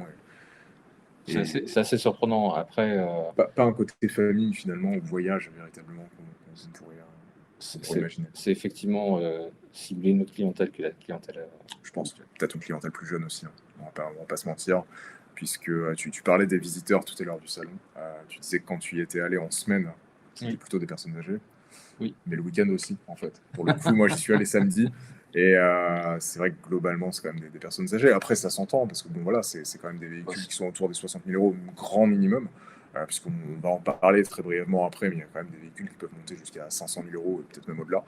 On a vu ces prix-là. Donc il faut quand même avoir le budget, c'est évident, et on l'a peut-être pas forcément. Il faut avoir le budget, et puis mine de rien, un camping-car, c'est parti un peu quand on veut, qu'on n'a que 5 semaines de vacances. Oui, c'est pas le cas de tous les salariés, mais forcément on en profite un peu moins que quelqu'un qui est à la retraite, qui emmène ses petits-enfants, ou qui va voir ses petits-enfants. Parce que avec, les gens s'éclatent un peu partout en France en termes de répartition. C'est éclaté. C'est éclaté, moi, ça fait un peu soirée et tout. Mais mais c'est un salon aussi particulier, aussi une ambiance. Je vais utiliser le terme beauf, mais le bon côté beauf, c'est-à-dire que c'est en famille, on voit des chiens dans le salon. Il y avait même des stands où tu avais des gamelles pour que les chiens puissent boire. Je n'ai pas vu. À l'entrée du stand Fiat. Il y a des stands de nourriture, et pour le coup, le bon côté, c'est-à-dire que c'est vraiment le sandwich campagnard, c'est pas le sandwich qu'on mange sur un salon, c'est vraiment le stand avec du bon jambon, du bon pain. C'est la bonne franquette, La bonne franquette, exactement. Il y a un peu d'alcool, mais avec modération. Buvez avec modération, surtout si vous regardez plein phare. Et voilà, la vidéo qui est en train de passer, ça montre aussi qu'il y a un positionnement un peu différent. Voilà, 60 000 euros, c'est une somme, on va pas se mentir. peut s'acheter une très belle voiture pour 60 000 euros. Quelle Ou un voiture tu chausson. achèterais avec ça? Peut-être une Alpine. C'est un peu plus cher, non? Je crois que ça démarre un petit peu en dessous justement de 60 000. Mais peut-être que, Ouais, peut-être que les bien, prix ont c'est- augmenté. Après, si tu comptes le malus aussi, Non, il est pas fort sur l'Alpine. il n'est pas si fort, mais bon, ça augmente forcément un petit peu. Alors, Mais c'est ouais, sûr. je Alors, pense peut-être une si tu Alpine. t'achètes une Alpine, il y a certains camping-cars, on peut ranger des voitures de ce Ouais, type-là. c'est vrai. Mais après, je peux mettre Mais une, du coup, je peux mettre camping-car, une, c'est bien plus. je peux mettre une capucine sur mon Alpine. Pas que pour la rime, tu vois, je dors au-dessus de mon Alpine. Tu peux sûrement mettre une capucine à l'intérieur, la fleur, mais Parce je sais que pas si le toit est assez Ouais, lourd. parce que si j'achète une Alpine, je m'entête, donc je déménage forcément et je vis dans mon Alpine, enfin au-dessus de mon Alpine. Pourquoi pas, je vais réfléchir. Je vais réfléchir. Bon, Allez, on a quand même vu quelques innovations ouais, sur ouais. le salon. Oui, Alors, c'était- innovation, c'est un grand mot à chaque fois parce que, encore une fois, il y a des choses qu'on retrouve de salon en salon. En fait, pour moi, il y a une tendance, c'est le retour des toits relevables. Mm. Ça existe sur les modèles, on va dire communs. On parlait du California tout à l'heure, du Transit, du trafic. Forcément, un toit relevable, c'est quasiment obligatoire Oui, si on veut vivre un peu de bien sûr. C'est la tendance des vannes aménagées qui veut ça aussi, puisqu'un van aménagé, bon, même si ça reste quand même assez volumineux, ça l'est quand même beaucoup Oui. moins qu'un camping-car classique. Donc voilà, il faut bien Donc l'idée, trouver un endroit où dormir. Voilà, mais Enfin, non, mais c'est monter la aussi hauteur. voilà, gagner de la hauteur, me Mm. mettre debout à l'intérieur en avoir un côté aérodynamique. Euh, aérodynamique, genre dans les parkings. Mm. Là, on le voit sur un Ducato ici surélevé, c'est une chambre d'appoint. C'est vraiment pensé comme ça. On le voit aussi, je crois, c'est chez Fleurette qui propose un toit relevable sur un de ses profilés. Bursinor était absent, mais comme je le disais tout à l'heure, c'est un profilé finalement capucine grâce à ce toit relevable à l'avant du véhicule. Donc il y a vraiment cette tendance-là. Et en plus, je trouve que quand on est enfant, aller dormir à la belle étoile C'est en haut, c'est formidable. juste magique. C'est formidable. Donc c'est vraiment destiné à la famille. Donc du coup, sur un van, on gagne beaucoup de place, puisqu'en général, il y a une chambre à l'arrière, un salon qui peut être modulable, un salon à l'avant qui pouvait l'être aussi, mais avec quelques manipulations. Et là, c'est simple, on relève le toit et je dors. Ok, non, c'est super, c'est super. Tu avais noté d'autres innovations, je crois. Quelques-unes, on parlait des salles de bain tout à l'heure, voilà quelques exemples. Pour gagner de la place, finalement, on avait tendance à réduire les salles de bain dans les camping-cars, à faire du tout en un, la douche, le sanitaire, le lavabo. Ouais. Et il y a certains constructeurs, alors c'est pas totalement nouveau, mais je trouve que ça s'est vraiment multiplié, et même dans des intégraux, dans des capucines d'un plus grand format, où on a un module qui bouge. Donc en haut, sur la gauche, on a un module complet qui intègre d'un côté le lavabo et le miroir, qui va soit passer en format douche, soit passer en format sanitaire ou lavabo. En bas, c'est juste le lavabo qui est sur une colonne qui est bien identifiable, qui a aussi des évacuations. Et en haut à droite, c'est un autre modèle aussi de vasque, un peu plus luxueux, qui tombe. Donc, même que ce soit dans les fourgons, comme on peut voir en haut à droite, ou dans des profilés, finalement, il y a un gain de place grâce à cette modularité. Ça, je trouve ça assez malin. C'est clair. Ça existait déjà, hein, c'est pas nouveau, mais je trouve que ça s'est vraiment généralisé. Autre innovation, et on le doit une nouvelle fois à Chausson Challenger. On a régulièrement des petites surprises en termes de plan. Et là, en fait, c'est un système de salon soit en U, avec deux modules qui se déboîtent. C'est fait par des aimants. Donc, la grande photo, c'est le modèle route, quasiment. Et à droite, sur les petites photos, on voit que les deux tabourets, finalement, peuvent se déplacer. Alors, c'est toujours étonnant pour ceux qui vont en vacances, et c'est mon cas. Il y a un grand meuble télé à droite. C'est vrai que moi, j'imagine assez peu les vacances avec une télé, mais il en faut pour tous les goûts. J'aurais bien vu une banquette ou autre chose en face, ou une grande baie vitrée qui descend jusqu'en bas, qui permet de voir l'extérieur. C'est des choses qui sont assez peu courantes dans les camping-cars.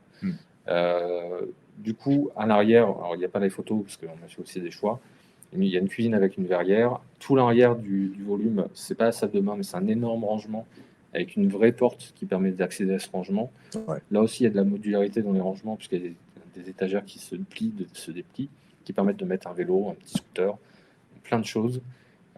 Et le couchage, la banquette se transforme, mais on a aussi un lit qui descend pour faire un autre couchage. Et encore une fois, le camping, ça peut être aussi une tente pour aller dormir à l'extérieur. On n'est pas obligé de dormir dans son camping-car non plus. Absolument, absolument. Voilà. Et autre nouveauté, je voulais juste en parler, parce qu'on parlait des prix tout à l'heure. Il y a Itineo, qui est une marque, non pas du groupe Trigano, mais du groupe Rapido. Il en faut pour tout le monde. Voilà, mais on a la chance d'avoir des grands groupes français dans le tourisme. C'est clair. Trigano, c'est un grand groupe. Rapido, c'en a un autre. Peut-être avec un domaine plus restreint. L'un est breton, je crois, c'est Rapido.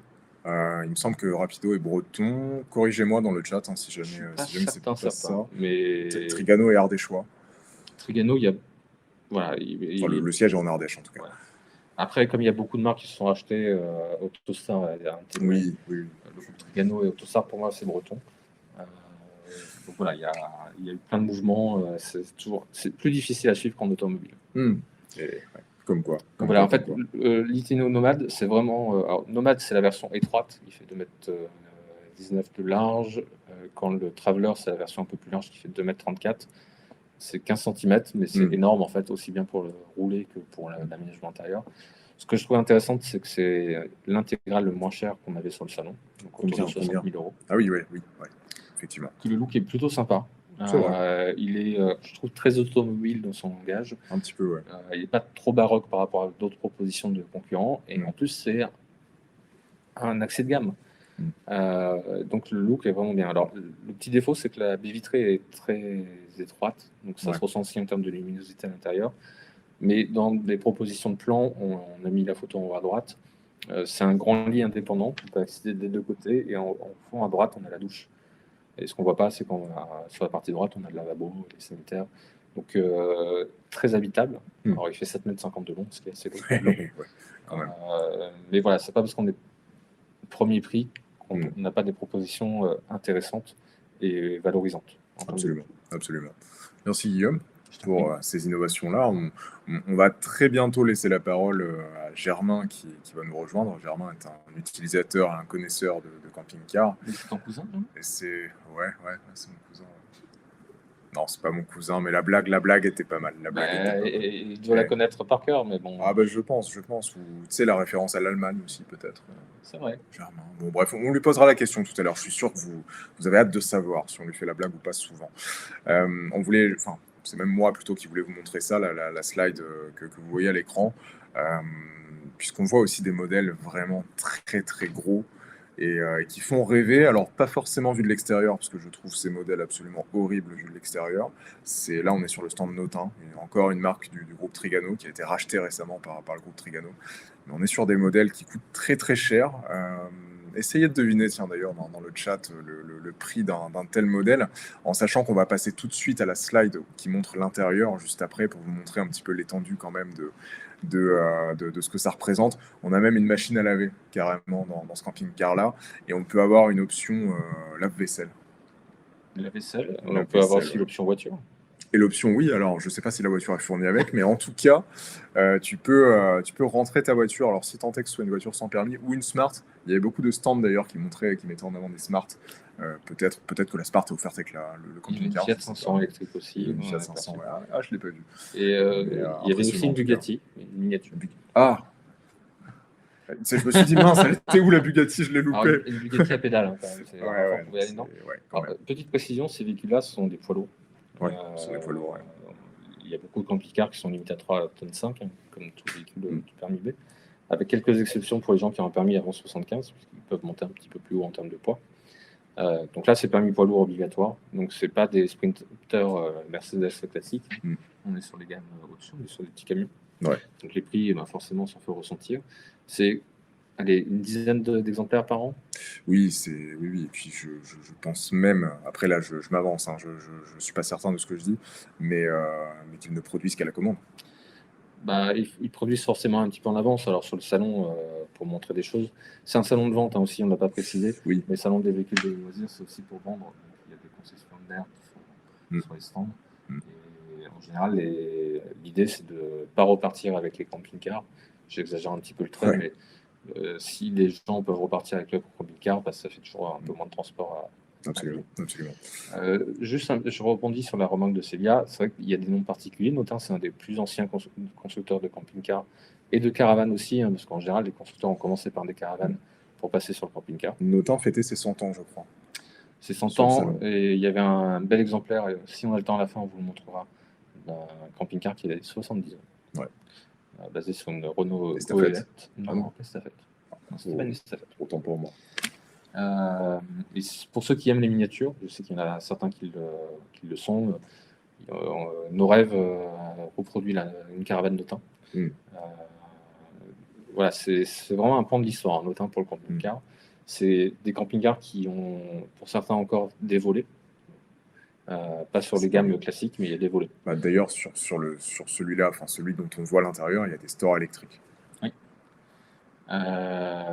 Et voilà, j'allais rebondir dessus. Les logos. En plus des noms, en fait, Romuald était peiné, n'est-ce pas, par les logos. Je te laisse en dire un mot le temps que les gens trouvent le prix de cet exemplaire. Ah bah c'est assez terrible, hein. J'ai pas de mots, hein. Vraiment, Pas les pour décrire mots. les logos de tous les équipementiers, les constructeurs, enfin, entre ceux qui ressemblent à des word art des années 90 qu'on fait sur des modèles préparés, ceux où il n'y a rien en fait, c'est juste une couleur et puis une forme à l'intérieur qui signifie rien. Enfin, c'est très surprenant, surtout quand c'est mêlé entre les logos des châssis de base marques, ou des cellules de base, donc parfois il y a du Ford avec l'équipementier en plus, enfin, c'est très particulier. D'ailleurs, les identités de marque du coup sont absentes ou quasi absentes, et ce qui en plus rend, je trouve, la lisibilité encore plus difficile entre chaque marque. Enfin, en tout cas, moi, n'étant pas connaisseur particulièrement du monde du camping-car, je dois reconnaître que si je devais acheter un camping-car, je suis complètement perdu, parce que même au niveau des logos, impossible de différencier quoi que ce soit et d'y déceler une certaine identité ou quelque chose qui te donne une idée de ce que proposerait cette marque plus qu'une autre. Donc mais ouais, les logos, c'est quelque chose, hein. Ouais, ça c'est une question qu'on va pouvoir poser à Germain qui va se connecter, qui va se préparer incessamment sous peu. Moi, j'avais été étonné en parlant de logo, Romuald, de constater que les logos des marques de camping-car cohabitaient avec les logos des marques classiques, puisque tu avais le logo qui était modifié à l'avant, tu avais le nouveau logo, enfin le logo de la marque en question, de camping-car, mais sur les jantes, tu voyais toujours le logo Fiat ou Citroën ou Ford. C'est assez étonnant. Après, il y a une sorte de coup aussi. C'est vrai que Fiat disparaît souvent des calandres. C'est pas le cas de Citroën forcément, parce que les chevrons plus compliqués. On a vu un camping-car Peugeot Boxer. Les deux cohabitaient. Renault, forcément, le losange, même si Renault est très peu présent, c'est un peu plus difficile à changer. Mais certains constructeurs personnalisent tout ce qui est jantes à leur marque. Il y avait même certains constructeurs, il y a encore qu'un Tago, je crois, qui le fait sur les profilés ou les capucines, qui modifient le pare-choc avant du porteur. Donc ça donne des looks un peu différents. Mais c'est vrai que je connais à peu près les marques, même s'il y a toujours des nouvelles marques qui apparaissent ou des marques étrangères qui apparaissent sur le marché français. Donc je ne m'étais jamais posé cette question, et c'est vrai le faire avec quelqu'un d'autre, ça permet un peu de prendre du recul. Et c'est vrai que très peu de marques ont un vrai logo fort et qui a très très peu évolué dans le temps. Mais bon, on pourra en faire une émission, je crois, Romuald, sur les logos des camping-cars. C'est vachement Il y a de la matière. Non, mais il y a de la matière. Et après, il y a des choses. On pourrait même redessiner les logos des marques. Et tu vois, je vois, on a plusieurs magazines sur la table. Il y en a un que j'apprécie, c'est Le Monde du camping-car. Voilà, c'est juste parce que je l'apprécie, ça fait très longtemps que je le lis. Il y a Camping Car Magazine, on a Esprit Camping-Car sur la table également. Ouais. Et pour le coup, sur la première page, c'est Adria. Et pour le coup, le logo Adria est pas mal. On est un peu passé à côté. C'est une marque qui fabrique ses camping-cars à Nouveau Mesto. Et c'est Trigano encore. C'est encore le groupe Trigano. C'est plutôt une marque un peu plus luxueuse. Normal, Adria, c'est stylé, je trouve. Ouais. Comme nom. Oui, c'est l'Adriatique. Ouais, puis c'est Adrien aussi un peu. Non, c'est Adriatique. Ouais, mais ça vient, enfin, c'est la même racine. Je t'avais vu venir. Ah bah ouais, je sais bien, mais du coup, je me rattrape.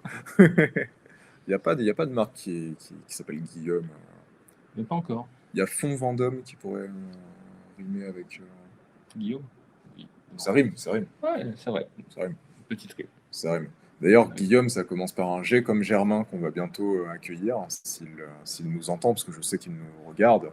Nous, on a la chance de le voir. Nous, on a la chance de le voir. Vous le verrez bientôt. Voilà, il va se connecter. Germain, c'est quand tu veux. Si tu veux nous rejoindre maintenant, c'est même on t'incite à nous rejoindre maintenant. On va parler, on va continuer de faire défiler nos photos.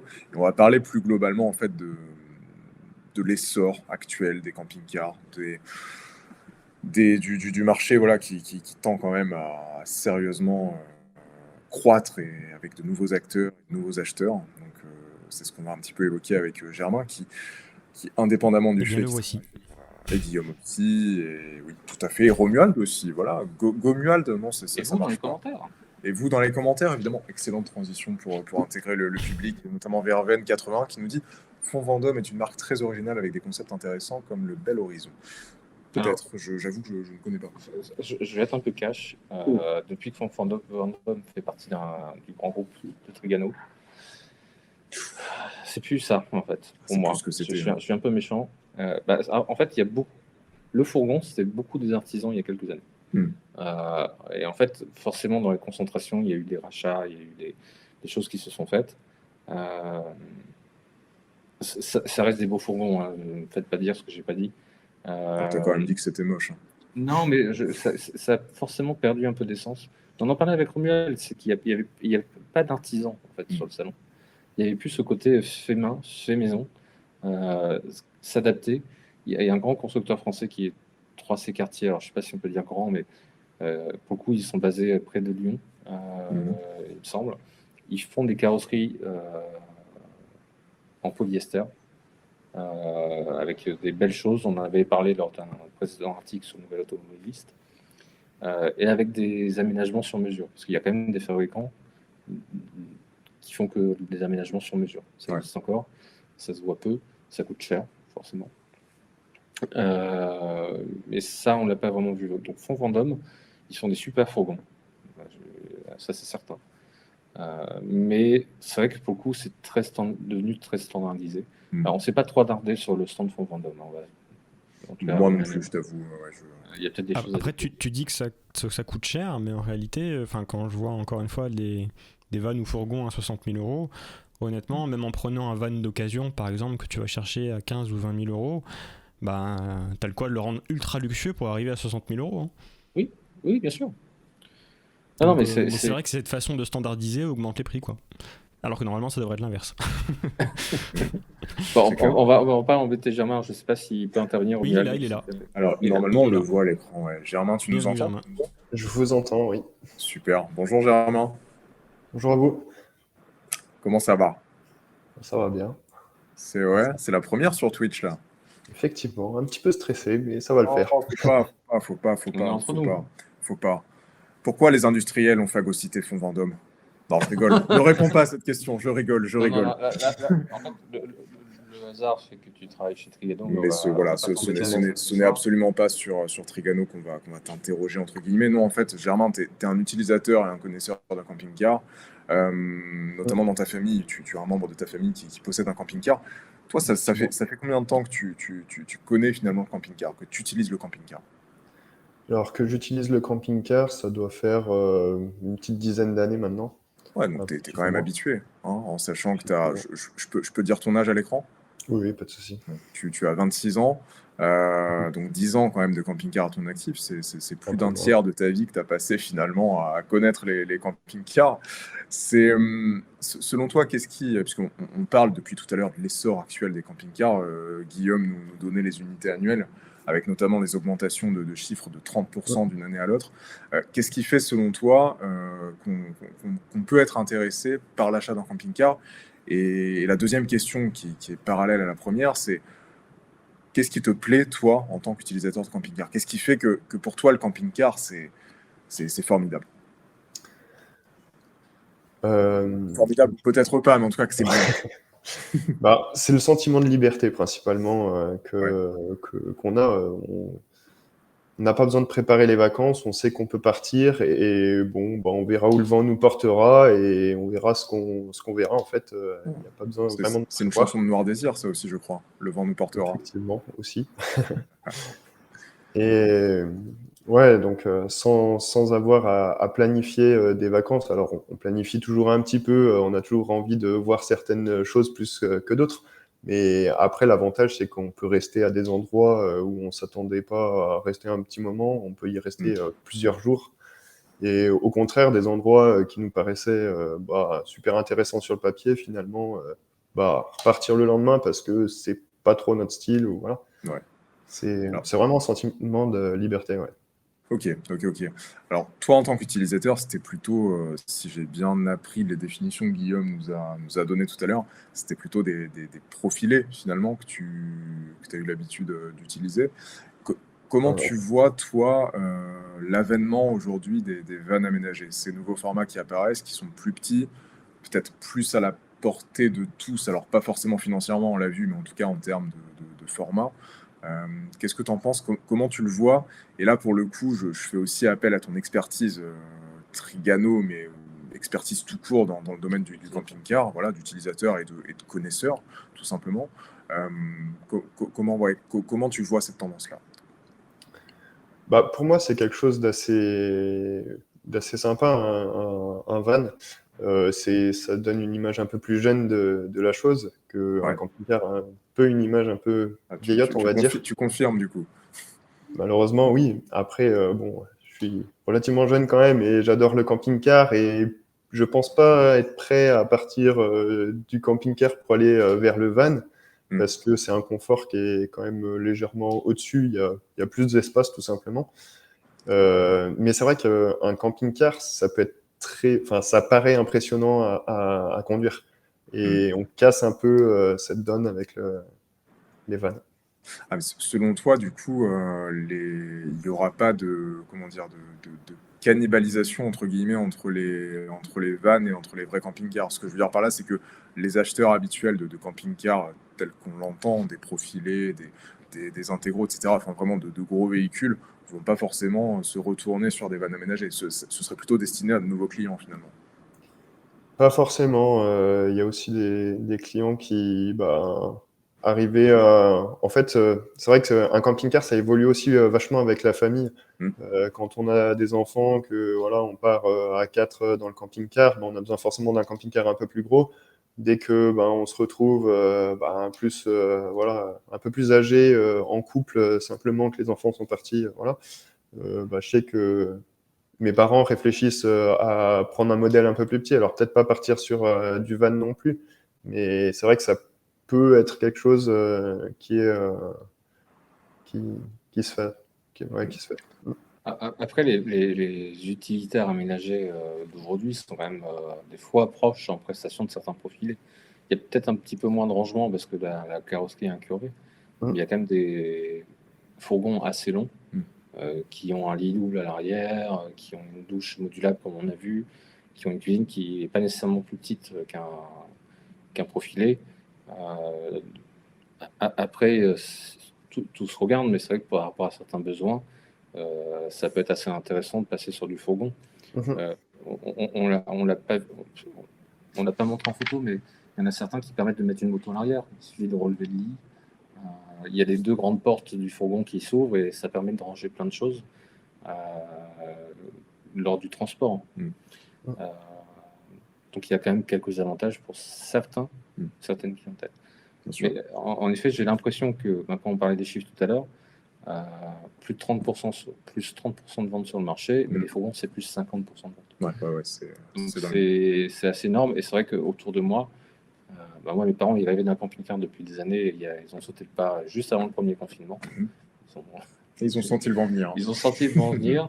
Mais j'ai quelqu'un dans ma famille qui avait déjà un bateau et finalement a acheté un van et met son bateau derrière. Il part dans le sud comme ça. Et ça permet en effet de se dire, certes, j'ai peut-être un ferry à prendre pour aller en Corse, mais si je veux partir une journée plus tôt ou si je veux m'arrêter entre-temps, je peux le faire aussi. Et quand on est retraité, alors c'est pas encore tout à fait leur cas, on a aussi une souplesse de se dire, en effet, je pars un peu quand je veux et finalement, mon parcours, je le fais évoluer au fur et à mesure. Alors que quand on a réservé un hôtel, quand on a réservé une semaine de vacances, l'imprévu, c'est pas toujours le bienvenu. C'est sûr. Alors, c'est indiscret de demander le modèle sur lequel tu étais pas Alors c'est un Benimar, c'est un profilé. Alors le modèle exactement, je l'ai plus en tête. Benimar, marque espagnole, si je ne m'abuse. Effectivement, du groupe Trigano aussi. C'est dingue, ça rien dessus. Voilà. D'ailleurs, il faut savoir que Trigano, il me semble que c'est le numéro 1 du marché européen. C'est ça, oui. Depuis quelques années. Il y a plein de marques. On a un petit livret fait par la Oui, fédération. le dossier de presse. Triano, c'est en camping-car, en tout cas sur le marché français. Adria, Autostar, Benimar, Challenger Chausson, CI, Euramobile, Fond Vendôme, Carman Mobile, Maclui, Mobilivetta, des Italiens. J'avais oublié que ça avait été intégré chez Trigano. Nota, on en parlé tout à l'heure. Ranger, Limor, Roller Team, XGO, Panama, nouvelle marque. Mais c'est aussi des marques en Angleterre qui ne sont pas proposées en France et sur d'autres marchés, je crois. En caravane, il y a Adria, Caravelaire, La Mancelle, Silver, Steckerman, et il y a aussi tout ce qui est mobilhome, etc. Ouais, puis, résidence, ouais. Puis Trigano, c'est aussi pas mal de choses sur le loisir. Il y a des balançoires, c'est vraiment très, très, très large. Il y a aussi des camps de vacances. Hein, D'ailleurs, Et nous qui pensions que Stellantis avait beaucoup de marques. Oui. Ah oui, c'est ça. Allez, on parle des autres groupes aussi, hein, parce que c'est aussi Bon, allez, important. vas-y. On a Rapido. Moi, j'aime bien la marque Rapido. C'est comme ça. Mais mes parents ont un chausson. Je tiens à préciser. C'est un vieux, mais il faut bien commencer par quelque chose. Rapido, c'est Campé Rêve, Dreamer, Fleurette, Florium, Itineo, on en a parlé. Duoty Line, qui est aussi une marque italienne. Donc Rapido, évidemment, Rodtrex, Stilvland, Westphalia et Widax, une marque que je ne connais pas. On a aussi la marque Pilote, qui possède Bavaria, Danbury, Frankia, une marque allemande, On-Road, Le Voyageur, une marque de luxe française. On n'est pas tout à fait au niveau de Notin en termes de gamme, on est un petit peu en dessous de mémoire, mais on est quand même assez haut. Moveo, Pilote et Joa. Joa qui est une marque Une nouvelle marque, il me semble, un peu low cost, je crois. Bretonne, plutôt low cost, plutôt destiné, je crois, même aux loueurs. Peut-être. Au quoi ? C'est pas destiné aux loueurs, bon, peu importe, il y a de la location. Tu le sais, ça, Germain, c'est destiné aux loueurs ou non, tu sais pas ? Aucune idée, non. D'accord. Bon, voilà. Après, il y a des marques qui se créent, aussi quelques marques qui disparaissent, hein, c'est comme tout. Mais voilà, on ça a va, trois. Ça vient. Voilà, on a quand même la chance, un peu comme en automobile, on a 3 grands groupes français dans le domaine qui se portent plutôt bien. Alors, on n'est pas sur des périodes faciles, il y a forcément beaucoup de demandes, il n'y a pas nécessairement, comme tout, les pièces automobiles. François a discuté avec quelques fabricants pendant le salon. Forcément, les inondations en Allemagne, ça a une incidence. Ça a une incidence sur Mercedes. Les composants électroniques, ce qui est vrai dans le secteur automobile, ça se répercute sur les fourgons. Mais les camping-cars, c'est aussi de l'électroménager. C'est aussi un peu d'électronique pour gérer tout ça. Donc, ils cumulent un petit peu les problèmes. Donc, c'est une période à la fois faste, mais une période un peu compliquée, je pense, pour les marques de contenter tout le monde. Mais il faut profiter aussi de cet élan pour l'innovation. Et pour le coup, je répète, Challenger et Chausson, régulièrement, il y a des innovations chez eux. Il y en a chez d'autres fabricants aussi. Hein. C'est plutôt des marques intéressantes à suivre. Alors justement, en termes d'innovation, puisque Guillaume, tu en parles et on en parlait déjà avant, Germain, est-ce que sur le salon, sans citer de marque, hein, bien sûr, est-ce qu'il y a une innovation qui t'a plus parlé que les autres ? Un truc où tu t'es dit, waouh, ça c'est une super idée, je veux ça dans mon camping-car. Alors après, ça reste encore fait par nous, donc je ne pas forcément, voilà. Bah, mais cela dit, une petite précision là-dessus. Guillaume, tu as cité toutes les marques de Trigano. Faut savoir que sur à peu près, j'ai pas compté au chiffre près, mais sur 150 exposants, il y avait quand même 30 stands qui correspondaient à des marques du groupe Trigano quand même. Donc bon, c'est quand même assez énorme. Du coup, oui, Germain, je t'ai coupé. Dis-moi. C'est un modèle qui m'intéresserait personnellement pas mal, parce que j'aime bien le vélo et voilà. Alors je crois que vous en avez parlé, c'est le 660 de mémoire, c'est celui où il y a une verrière à l'intérieur qui fait un peu style maison, avec une grande table, donc on peut être jusqu'à 8 de mémoire autour de cette table. Oui. Donc pour avoir des collègues, des amis, faire un petit apéro, c'est cool. L'extérieur. Les organes à l'intérieur. En fait, on a fait des choix, on n'a pas mis les plans, mais c'est vrai que le plan, on va comparer, ça va être 26. C'est ça, Romuald, pour montrer un petit peu. Pour voir l'intérieur. Et en fait, c'est parce qu'il y a le grand rangement à l'arrière, en fait. C'est ça. Et surtout la soute, qui est impressionnante. Moi qui adore le vélo, ranger un vélo là-dedans, c'est du bonheur, quoi. Alors, on ne voit pas l'écran, mais en effet, je ne sais pas si on va essayer de faire un article avec toutes les photos, parce qu'on en a pris beaucoup quand on était nombreux sur le salon, mais c'est vraiment, en effet, quelque chose pour moi, c'est un camping-car assez intéressant, même s'il a des défauts. Alors, il a jusque 8 places assises, mais c'est aussi pour recevoir, puisque je crois qu'il n'est que 4 places carte grise. Mhm. Puisque maintenant, les camping-cars sont aussi homologués avec des ceintures. Mm. Ce n'était pas le cas avant. On peut avoir des camping-cars 7 places sans avoir cette ceinture à l'intérieur. Mais voilà, il y a quand même des choses à respecter. Donc là, il y a une petite modularité sur la photo qu'on voit, par exemple. La banquette qu'on voit à peine a des ceintures intégrées. Et il faut enlever le petit morceau de banquette qui est devant pour y mettre ses jambes et s'asseoir en toute sécurité. Effectivement. Il y a aussi des solutions pour attacher un siège bébé s'il le faut. Voilà, moi, mes parents ont un chien, donc ils ont une cage spéciale avec des attaches spéciales à mettre dans le camping-car. Il y a quand même de la sécurité qui est là. Mais c'est vrai que c'est un camping-car assez intéressant. Le côté un peu moins intéressant, même si j'aime bien la base, il est que sur Ford, il me semble, cette implantation-là. Je saurais pas dire. Ouais. Bon, en tout cas, c'est sur Pas dire. les modèles présentés, c'était que sur Ford. Pareil. Ford est très représenté sur les marques Challenger Chausson, un peu moins chez d'autres constructeurs, en tout cas sur les profilés. Et puis ça permet d'avoir des prix attractifs. Ford et Fiat sont plutôt bien positionnés Tout à fait. en termes de tarifs en général. Il y a très peu de modèles sur les autres marques. Mercedes est forcément assez présent sur les marques de luxe, mais je crois qu'il faut aller chez Adria pour avoir du Mercedes rapido. Ouais, c'est vrai qu'on n'en voit pas beaucoup. Mercedes sera Westphalia, Notan aussi. Oui, Notin, forcément. Enfin, voilà, je des vais marques dire vraiment- forcément. Voilà, Iveco est très peu représenté, il a quelques modèles. Renault était présent chez Rimor, notamment. Il faut savoir que, si on parle 2 secondes de Renault, le Renault Trafic qui a été présenté au sein du Düsseldorf, l'aménagement est fait par Pilote. Par contre, ils ont annoncé que le Master allait avoir une version camping-car commercialisée par Renault, et je crois que c'est Rimor qui le fait, ou qui le fera, ça a été annoncé. Ça fait partie des prix attractifs, les Rimor, puisque autour de 45 000 €, on peut avoir sur base Master un fourgon aménagé, et voir un profilé aussi. Donc forcément, le voie à l'intérieur, c'est pas la même qualité de produit.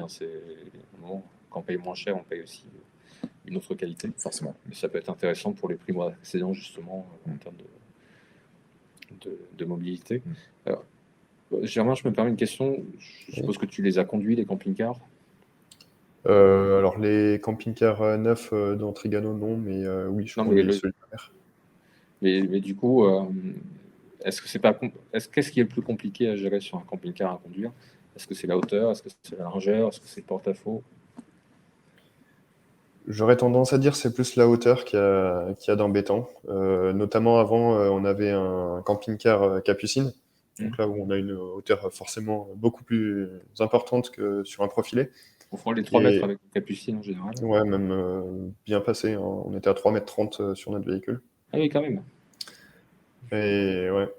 Et oui, donc là, c'est quelque chose qui est assez embêtant, surtout sur des routes parfois un peu de montagne où on ne sait pas trop qu'est-ce qui va arriver.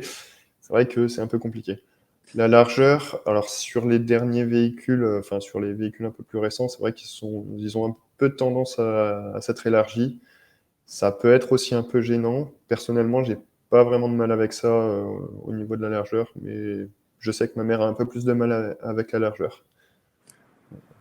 Je me souviens, j'ai eu l'occasion de conduire une fois un camping-car. Je me souviens que la hauteur et la largeur m'avaient un peu perturbé, mais j'avais été agréablement surpris par le confort d'utilisation.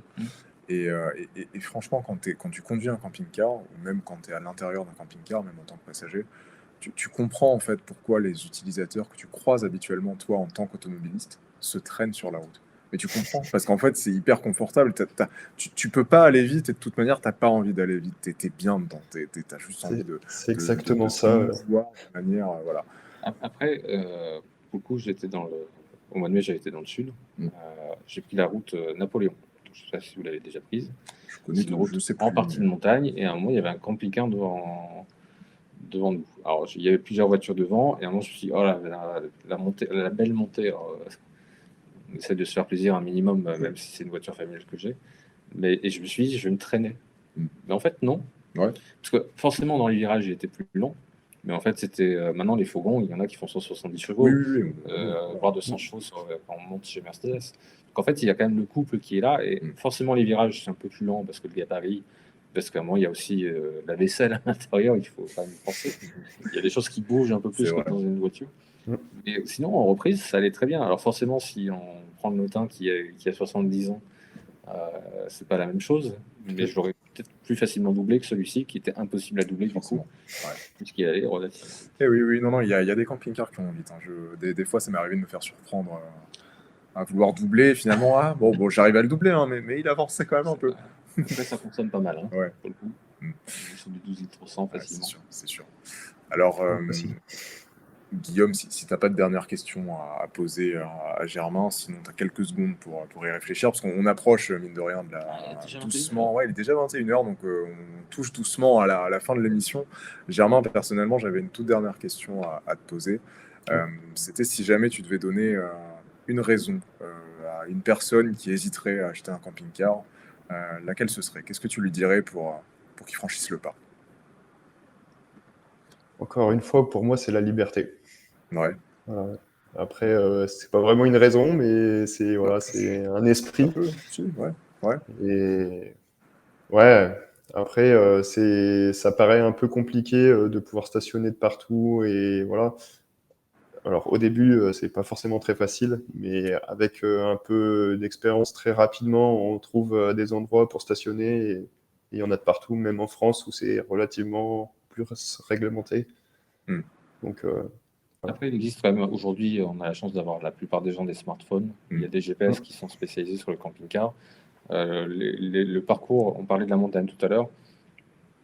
En fait, il y a certaines applications, alors c'est peut-être pas encore généralisé sur l'ensemble du territoire, mais qui indiquent justement, il me semble en montagne, les difficultés qu'on peut rencontrer. Alors forcément, ça ne va pas identifier les arbres, parce que les arbres, ils vivent un peu leur vie, mais les routes de montagne, ça permet de se dire, est-ce que je peux y aller en sécurité ou pas? Parce qu'en effet, quand on a une capucine, ou même certains profilés qui sont assez hauts, les mauvaises surprises, ça peut arriver, et c'est forcément plus dur à manier qu'une voiture classique. Donc il y a tout ce côté-là. Après, il y a des villes qui interdisent le camping-car. Ouais. Donc c'est un peu compliqué. Après, venez dans le nord, il y a plein de villes qui les accueillent. Non, mais sincèrement, j'habite en bord de... Mes parents habitent le bord de mer. Je dis j'habite. Plus maintenant, mais bon, c'est des origines. Oui. Et il y a un endroit où il y a plein de camping-cars, mais du plus petit, parce que tu sais les petits vans Piaggio là. Il y a des Anglais qui font des camping-cars sur ces engins-là. T'as des photos? Il y a même des C15 qui sont en camping-car. Alors, j'ai pas des photos là. Ouais, pas tout de suite, mais je après, serais curieux de voir. Ouais. on pourrait aussi faire les insolites. Il y a des concept cars sur tout ça. Et en fait, tu vois ce petit van anglais qui est minuscule et qui était, je crois, même le plus petit camping-car au monde pendant un moment, à des trucs, des motorhomes énormes américains, vraiment les importations. Et c'est toujours marrant de voir ça. Alors, c'est pas en front de mer, c'est en front de fleuve. Mais voilà. Mais à contrario, il y a des villes qui les accompagnent, qui les interdisent. Voilà, après, au fur et à mesure que ça se démocratise aussi, le camping-car, il y a de plus en plus d'aires de camping-car qui sont présentes sur toute la France. Bon, alors après, forcément, quand c'est des aires comme ça, on a tous les services, donc on paye forcément un peu, même si ça reste relativement raisonnable. C'est une dizaine d'euros. Il y en a qui sont inférieurs, il y en a qui sont un peu plus. Oui, globalement, c'est ça. Une dizaine d'euros la nuit avec... En effet, il faut faire la vidange. Oui. Il faut recharger en eau. Voilà, il y a aussi tous ces petits à côté. Oui. C'est pas la partie la plus agréable, mais bon, ça fait partie du challenge. Alors, dans l'innovation, il y avait un camping-car sur le salon qui avait l'aspirateur intégré. Comme tu peux faire dans l'habitat d'ailleurs. Ouais. C'est dingue. Mais je pense que les camping-cars n'ont pas fini de nous surprendre. Non, il y a plein de choses. Alors, je sais pas, après, si tu peux terminer, Romuald, sur les dernières images du Notin, notamment le vieux camping-car qui a 70 ans. Slide 39. Comment? Slide 39. Voilà, c'était pour marquer un petit peu l'événement. Alors, c'est pas le plus vieux camping-car. Il y a des camping-cars qui sont plus vieux. Mais voilà, il a le côté un peu kitsch. Il a 70 ans. Ça. On voit le système d'auvent avec les fenêtres, une circulation centrale un peu plus haute, parce que la circulation était vraiment marquée aussi bien au niveau de la carrosserie, des petites fenêtres de ventilation en haut, et l'intérieur qui est juste kitsch à souhait. Avec tout en bois. En bois, mais aussi en carrelage, parce qu'à l'époque, on utilisait du vrai carrelage, en tant qu'à faire. Ça doit peser hyper lourd. On n'avait peut-être pas les mêmes contraintes de poids à l'époque sur ces véhicules-là. Qui est la slide suivante. C'est la slide 40. Après, on pourrait dire plein de choses sur le camping-car. On parlait d'électrique tout à l'heure rapidement. Il n'y avait pas de camping-car électrique, sauf erreur de ma part, sur le salon. Il y a des marques qui se lancent, en tout cas dans des tests. Il y avait Knos qui était présent et qui fait des tests en ce moment. Et c'est le côté vraiment entre le véhicule de loisir et finalement un fourgon ou un diesel qui fait 3,5 tonnes. Il y a un petit côté un petit peu antinomique, surtout en ce moment. C'était pas le même regard qu'on lui portait il y a 10 ans ou il y a 20 ans. Oui, bien sûr. Et c'est peut-être la révolution à venir dans le domaine du camping-car, c'est comment intégrer les nouvelles technologies, les nouvelles normes. En plus, je trouve que pour le coup, le camping-car, c'est vraiment le véhicule idéal, puisqu'on fait 100, 200 km. Qu'en autonomie, on sait qu'on va y arriver. Après, il faut équiper les aires de repos, peut-être en borne de recharge. C'est le côté le plus difficile. Et en plus, le surcoût d'une batterie ou d'un moteur, c'est la batterie qui coûte cher sur les voitures. Quand on parle d'acheter à 60 000, 70 000 euros, je ne sais pas quel est le prix moyen d'un camping-car, mais il y en a qui montent à 80, 90, 100. Le surplus pour acheter les batteries est forcément plus faible que sur une voiture qu'une Twingo ou qu'une Zoé, pour parler des bien sûr. Donc voilà, au niveau du poids, je pense que ça risque d'être compliqué parce que c'est l'un des principaux enjeux. Mais c'est là où il faut faire. Je pense que les constructeurs ont intérêt de faire du lobbying, c'est qu'effectivement, on est déjà très limite sur la charge utile sur certains camping-cars. Ajouter 300 kg de batterie, on arrive aux 3,5 tonnes. Donc je pense qu'il y a un sujet de réglementation qui doit évoluer également. Parce que de toute façon, on sait qu'un véhicule qui fait 1,5 tonne ou 3,5 tonnes, les freins ne sont pas équipés de la même façon. Le moteur, la boîte de vitesse n'est pas réglée de la même façon. On parle de moteur thermique. Donc voilà, on espère que cette législation peut évoluer. Il me semble qu'en Allemagne, on est à 4,5 tonnes avec le permis B, pas l'équivalent du permis B en Allemagne. Ça, oui, c'est sans doute amené à évoluer effectivement avec l'électrique notamment et le poids des véhicules qui va encore augmenter. Puisqu'aujourd'hui, on est sur du 3,5 tonnes, mais peut-être que 4,5 tonnes, ça pourrait être utile. Oui, c'est sûr. Pour la charge utile. Pour la charge utile, excellent. On est fort en jeu de mots dans plein phare. On parle de mobilité à la base, on le rappelle, mais pas que de jeu de mots. Voilà, c'est plein phare, c'est aussi de la mobilité, c'est aussi des véhicules de loisirs. C'était le sujet de ce soir. Merci Germain pour ce passage et ton éclairage, ton point de vue d'utilisateur de camping-car précisément.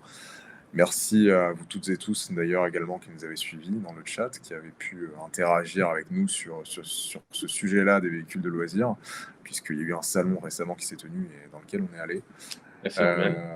Merci Romuald également, bien sûr. Merci Romuald, aka Serge qui s'occupe de la régie et qui a fait défiler toutes les slides et qui est intervenu également dans plein phare aujourd'hui. Merci Adria. Maintenant, je vais t'appeler Adria, ouais, si tu veux. Écoute, moi j'aime bien, je trouve ça joli Adria. Donc si tu veux, voilà. Guillaume, est-ce qu'on tease l'émission de la semaine prochaine? Ou c'est trop tôt? C'est trop tôt parce qu'on a eu un mail aujourd'hui et c'est un peu trop tôt, donc on va peut-être changer notre fusil d'épaule. Très bien. En tout cas, on ne parlera pas de véhicules de loisirs, a priori. Je pense pas tout de suite, on en reparlera à l'occasion. On a les pistes pour en parler à l'avenir d'une façon ou d'une autre. Peut-être pas dans plein phare. Dans 15 jours, en tout cas, dans le petit automobiliste, puisqu'on va finir le montage du camping-car Lego. Ouais. Et puis, de toute façon, on se voit lundi. C'est là qu'on se rend compte quand même qu'on est présent sur tous les fronts, puisqu'on s'est lancé sur Twitch en janvier. On a plein phare qui est un peu notre vitrine et qui a lieu du coup tous les lundis soirs où on parle vraiment d'actualité de la mobilité. On a aussi le petit automobiliste qui est principalement animé par Guillaume, où tu présentes des miniatures. François intervient aussi. C'est pour ça que j'ai dit principalement. C'est vrai, tu as raison. Principalement. Coucou François, c'était toujours dans les commentaires. C'est notamment dans une édition du petit automobiliste que tu as fabriqué pas celui-ci. Pas celui-ci, mais que tu as eu l'occasion de fabriquer l'autre combi Volkswagen.